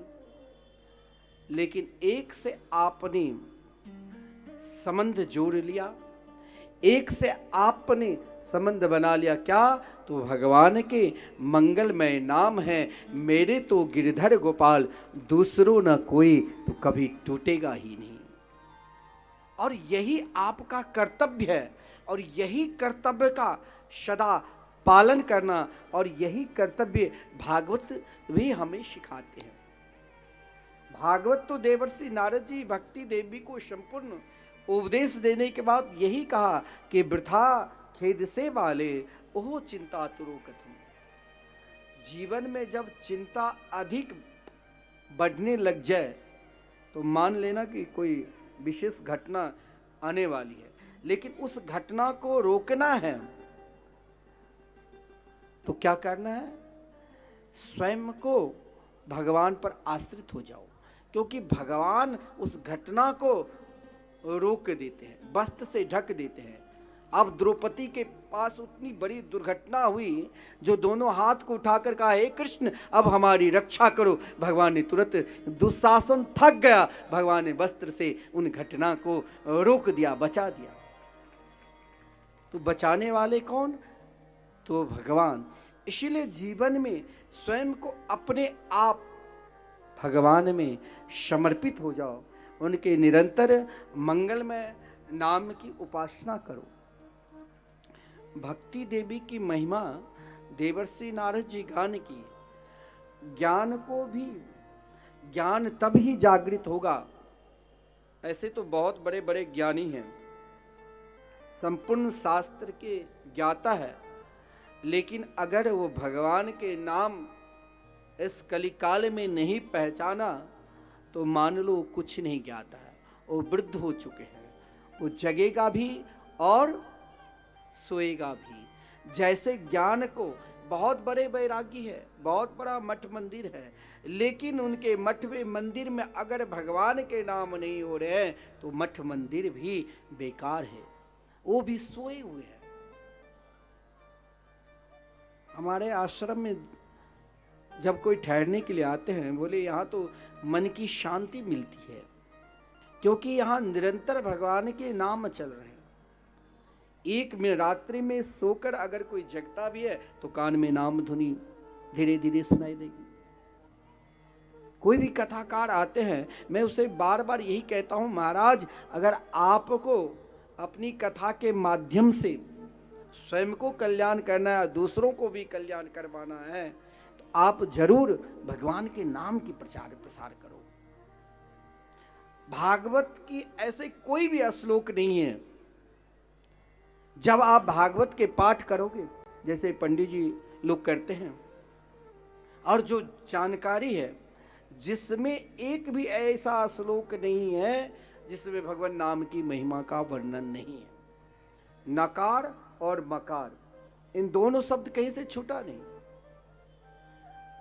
परंतु इन दोनों शब्द को अगर छोड़कर नाम की महिमा को त्याग कर बाकी संसारिक बात में ही लग जाते हैं तो वो कथा सुनना नहीं चाहिए, वो तो एक व्यर्थ है, वो ज्ञान हमें जर्जर बना देगा। लेकिन संत जर्जर ज्ञान को भी, सोए हुए ज्ञान को भी जगा सकते हैं। देवर्षि नारद जी ने ज्ञान को भी जगाया और वैराग्य को भी जगाया अनेक शास्त्रों के द्वारा।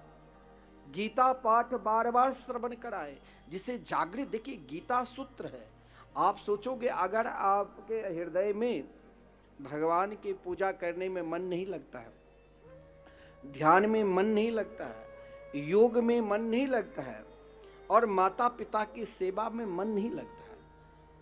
आजकल महाराज जहां संपूर्ण तीर्थ जिसके चरण में है उसे लोग लात मारते हैं, क्योंकि आज वृंदावन में अब प्रायः ऐसा कोई कथावाचक नहीं है जो वृद्धा आश्रम नहीं चलाते। सबसे निर्बल जो है उन दो का ज्यादा आजकल प्रयोग होने लग गया। किसके? तो वृद्धाश्रम के और गौशाला के, क्योंकि इन दोनों के प्रति लोगों का बहुत आदर है, सम्मान है, तो उन दोनों को चलाने लगे। कई लोग सत्य का करता भी है, कोई उन सत्य में उन असत्य और सत्य का उनका ज्ञान ही नहीं रहता है। हमने अभी गिरिराज गोवर्धन आप परिक्रमा करने के लिए जाओगे ना, तो गिरिराज जी से पहले बहुलावन पढ़ते हैं, जहाँ ठाकुर जी की गौ की रक्षा के लिए प्रकट हुए थे, सिंह से रक्षा की। तो बोलावन में मैंने सोचा यहाँ गांव वाले की महाराज गौ छोड़ देते हैं, मैंने एक गौशाला बना दिया, कहा यहाँ पर रखना भाई, वहाँ पर अपनी चारा की व्यवस्था है ही, गौ माता की सेवा होगी, और अपनी इच्छा है कि भागवत मंदिर भी वहीं बनाऊंगा। आश्रम में तो महाराज मंदिर है ही, कार्य चल रहा है, करीब 10,000 श्लोक लिख चुके हैं, और भी यथाशक्ति आज बने 10 साल में बने, कभी ना कभी बनेगा ही, उतना मैं उद्यम भी नहीं करता हूँ। संकीर्तन चले, इसके लिए मैं निरंतर और लोगों को भी कहता हूँ कि आप वृंदावन में संकीर्तन एक दिन का करो, चाहे ऐसा व्यवस्था करो जैसा ये चल रहा है ना। बहुत लोग यहाँ तो कई लोग संकीर्तन के सदस्य बने। हमारे जो आचार्य जी है जो पूजन रोज कराते हैं, वो तो महाराज वृंदावन गए उसी समय देखा। यहाँ हमें आपको प्रचार प्रसार करने की जरूरत नहीं, आप जाओ वृंदावन, देखो कि संकीर्तन में क्या आनंद है। वहाँ वयोवृद्ध संत भी रहते हैं, मुझे क्या जरूरत है कि मैं तो संत सेवा कर रहा हूँ, अरे आप लोग कर रहे हैं वो तो चल ही रहा है। ये कोई वहाँ दिखावटी नहीं, वहां जो सत्य है वो सत्य है ही। संकीर्तन मुख्य जो संकीर्तन है, जब तक आप जिंदा है, कोई 21,000, बहुत लोग कहते हैं मैंने 21,000 दिया। मैंने कहा आपके नाम से 12 दिन संकीर्तन चल रहे हैं, नहीं चल रहे हैं तो ये अखंड संकीर्तन है क्या? 1-2 दिन का तो नहीं है। एक व्यक्ति अभी आया कि मैं अपने पिताजी के नाम से 2018 से संकीर्तन करवा रहा हूं, और क्या मेरे नाम से संकीर्तन चल रहे हैं? पिताजी तो कोरोना में पधार गए। मैंने कहा चल रहे हैं, एक दिन का वो संकीर्तन कराते हैं 1500 देकर। कहा कि मैं कैसे मानूं? मैंने कहा जैसे आप कैसे मानूं ये तो मैं नहीं बता सकता हूं, लेकिन आप देख रहे हो कि सत्य नाम चल रहे हैं, क्या ये यहाँ भी कोई असत्य बोलेगा? जब तक आप जिंदा है तब तक उनके नाम से संकीर्तन चलते रहेंगे, और मरणोपरांत भी साल के 12 दिन संकीर्तन और 12 संत के भोजन, यहाँ प्रचार प्रसार इसीलिए हम जागृत करते हैं, ताकि नाम ही सत्य है। देवर्षि नारद जी ज्ञान और वैराग्य को संपूर्ण सत्कर्म से जगाया। हाँ, गीता से, गीता एक सूत्र है। गीता में कहा गया है मन मेरे को दे दो, भगवान ने कहा मन दे दो, लेकिन उन सूत्र का व्याख्या आपको भागवत में मिलेंगे। मन किसने दिया? तो ब्रजांगनाएं ने।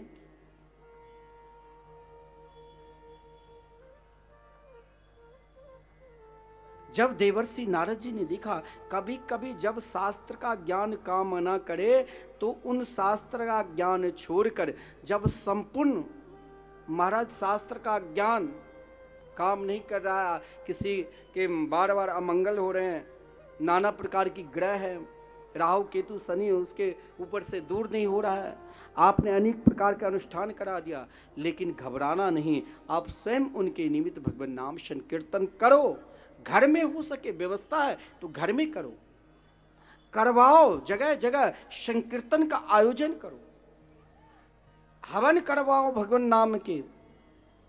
क्योंकि इस कली काल में स्वयं भगवान ने, जब देवर्षि नारद जी ने सोचा कि प्राणी मात्र जीव मात्र का कल्याण कहाँ किस ओर मिलेगा, तो आकाशवाणी हुई, ज्ञान और वैराग्य।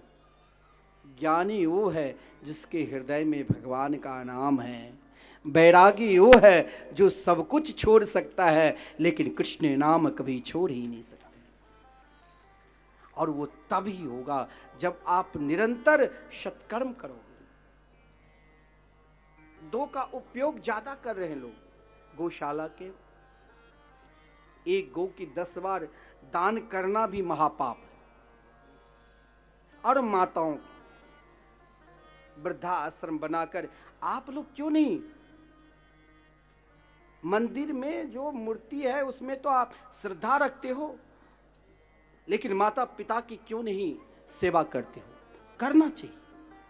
जब आप जानते हो, श्रवण करते हो कि मातृदेवो भव, माता के चरण में ही संपूर्ण तीर्थ विराजमान है, फिर आप क्यों उसको तिरस्कार करते हैं?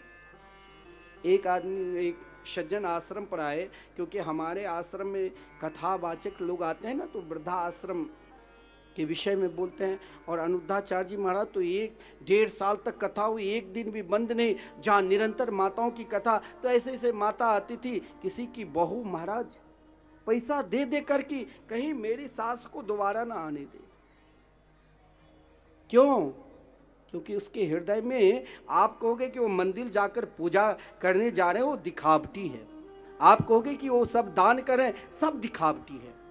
जो सही में जिस मंदिर में आप, जिस जन्म मंदिर से आप अंकुरित हुए हैं, जिस मंदिर से आपको चलना सिखाया गया, जिस मंदिर से आप पहचाने लोगों को, उस मंदिर में को आप लात मार रहे हो तो भगवान कैसे मिलेंगे? इसीलिए माता पिता की सेवा करो,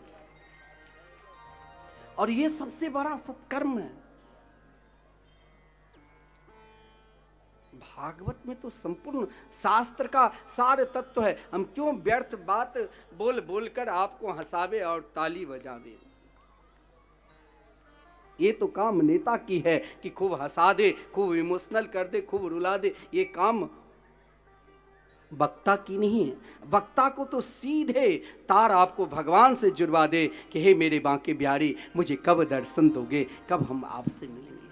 और इसके लिए देवर्षि नारद जी को भगवान ने स्पष्ट कहा, सत्कर्म सोच को नूनम एतद दर्ते सुरर से तुम सत्कर्म समाचरे।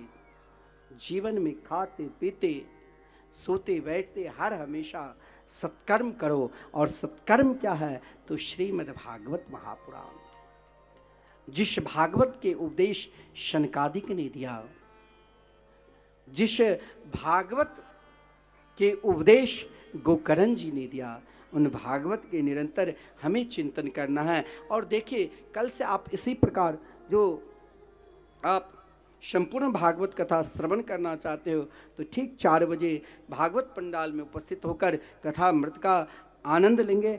आइए अब हम सब मिलकर एक भजन का आनंद ले और फिर आरती के दर्शन करेंगे। जय जय श्री राधे, जय जय श्री राधे। बोलो सदगुरुदेव भगवान की। आप यहाँ सभी विक्रमादित्य एजुकेशन ट्रस्ट व मिथिला कुंज ट्रस्ट के द्वारा यहाँ श्रीमद् भागवत कथा का श्रवण कर रहे हैं सदगुरुदेव भगवान के द्वारा। आप सभी वृंदावन से जुड़े हैं और यहाँ श्री विक्रमादित्य ट्रस्ट से भी जुड़े हैं।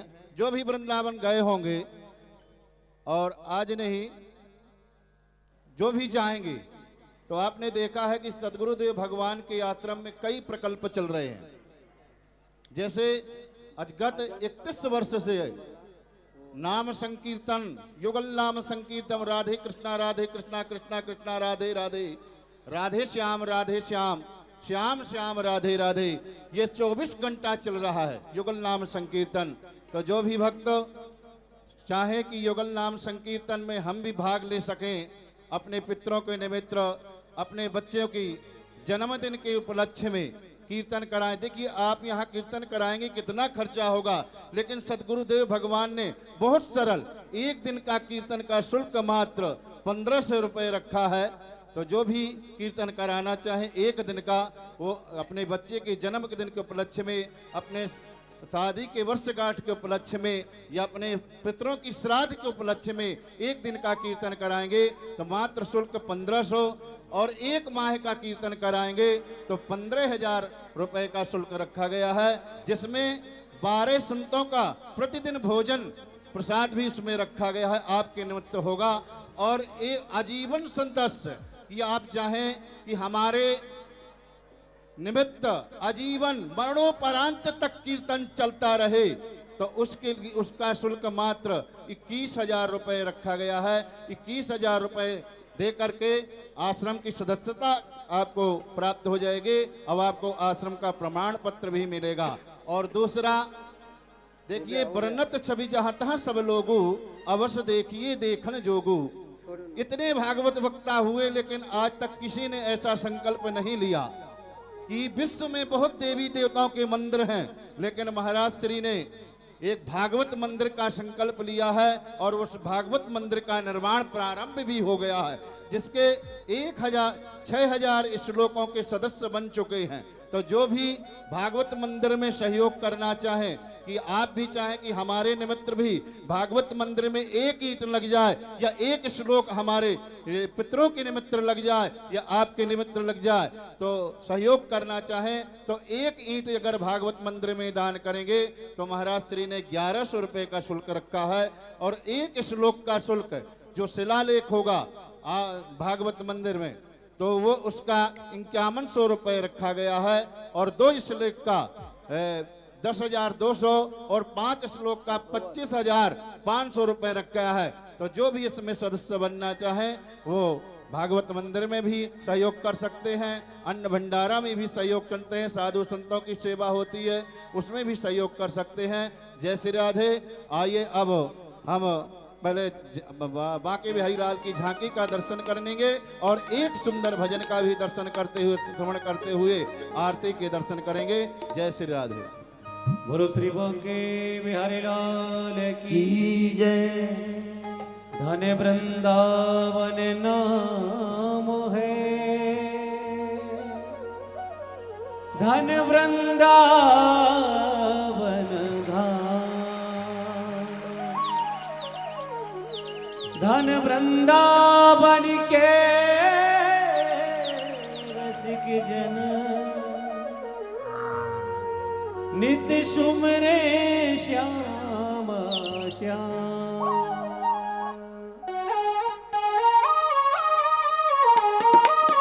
जय हो, प्रेम से सभी तालियों की सेवा करते हुए।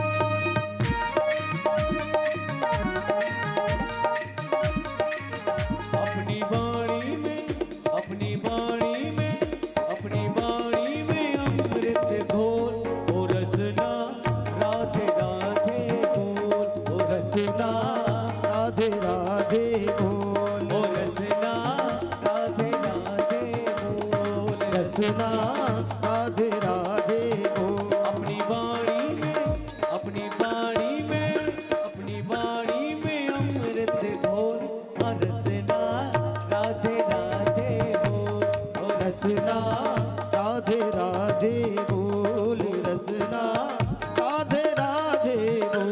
ये बोल बड़े अनमोल, ये बोल बड़े अनमोल, ओ रसना राधे राधे बोल, ओ रसना राधे राधे बोल, ओ रसना राधे राधे बोल। बोलो बांके बिहारी लाल की जय हो।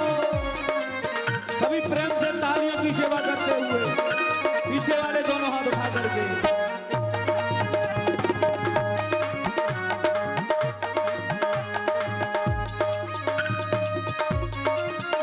जय हो।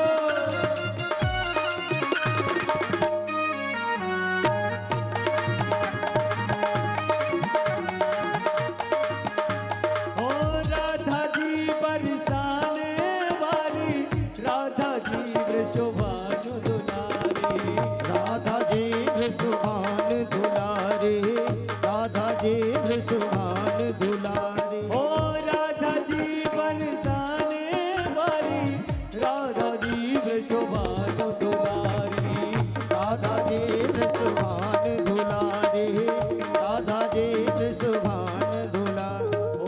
दो अक्षर आधार जगत के, दो अक्षर आधार जगत के, दो अक्षर आधार जगत के, दो अक्षर आधार जगत के। ये अक्षर है अनमोल, ओ रसना राधे राधे बोल, ओ रसना राधे राधे ओ बोल।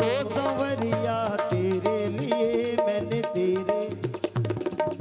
एक बार पीछे वाले भी दोनों हाथ उठा करके, और अभी भागवत जी की आरती होगी थोड़ी देर में, तो मैं निवेदन करूंगा कि सभी लोग अपने अपने स्थान पर मस्ती में झूमते हुए खड़े होकर के मेरे साथ में गाइए।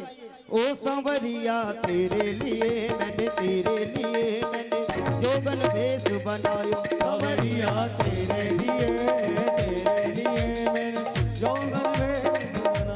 संवरिया तेरे लिए मैंने, तेरे लिए मैंने जोगन भेष बनायो। संवरिया तेरे लिए मैंने जोगन भेष बनाया।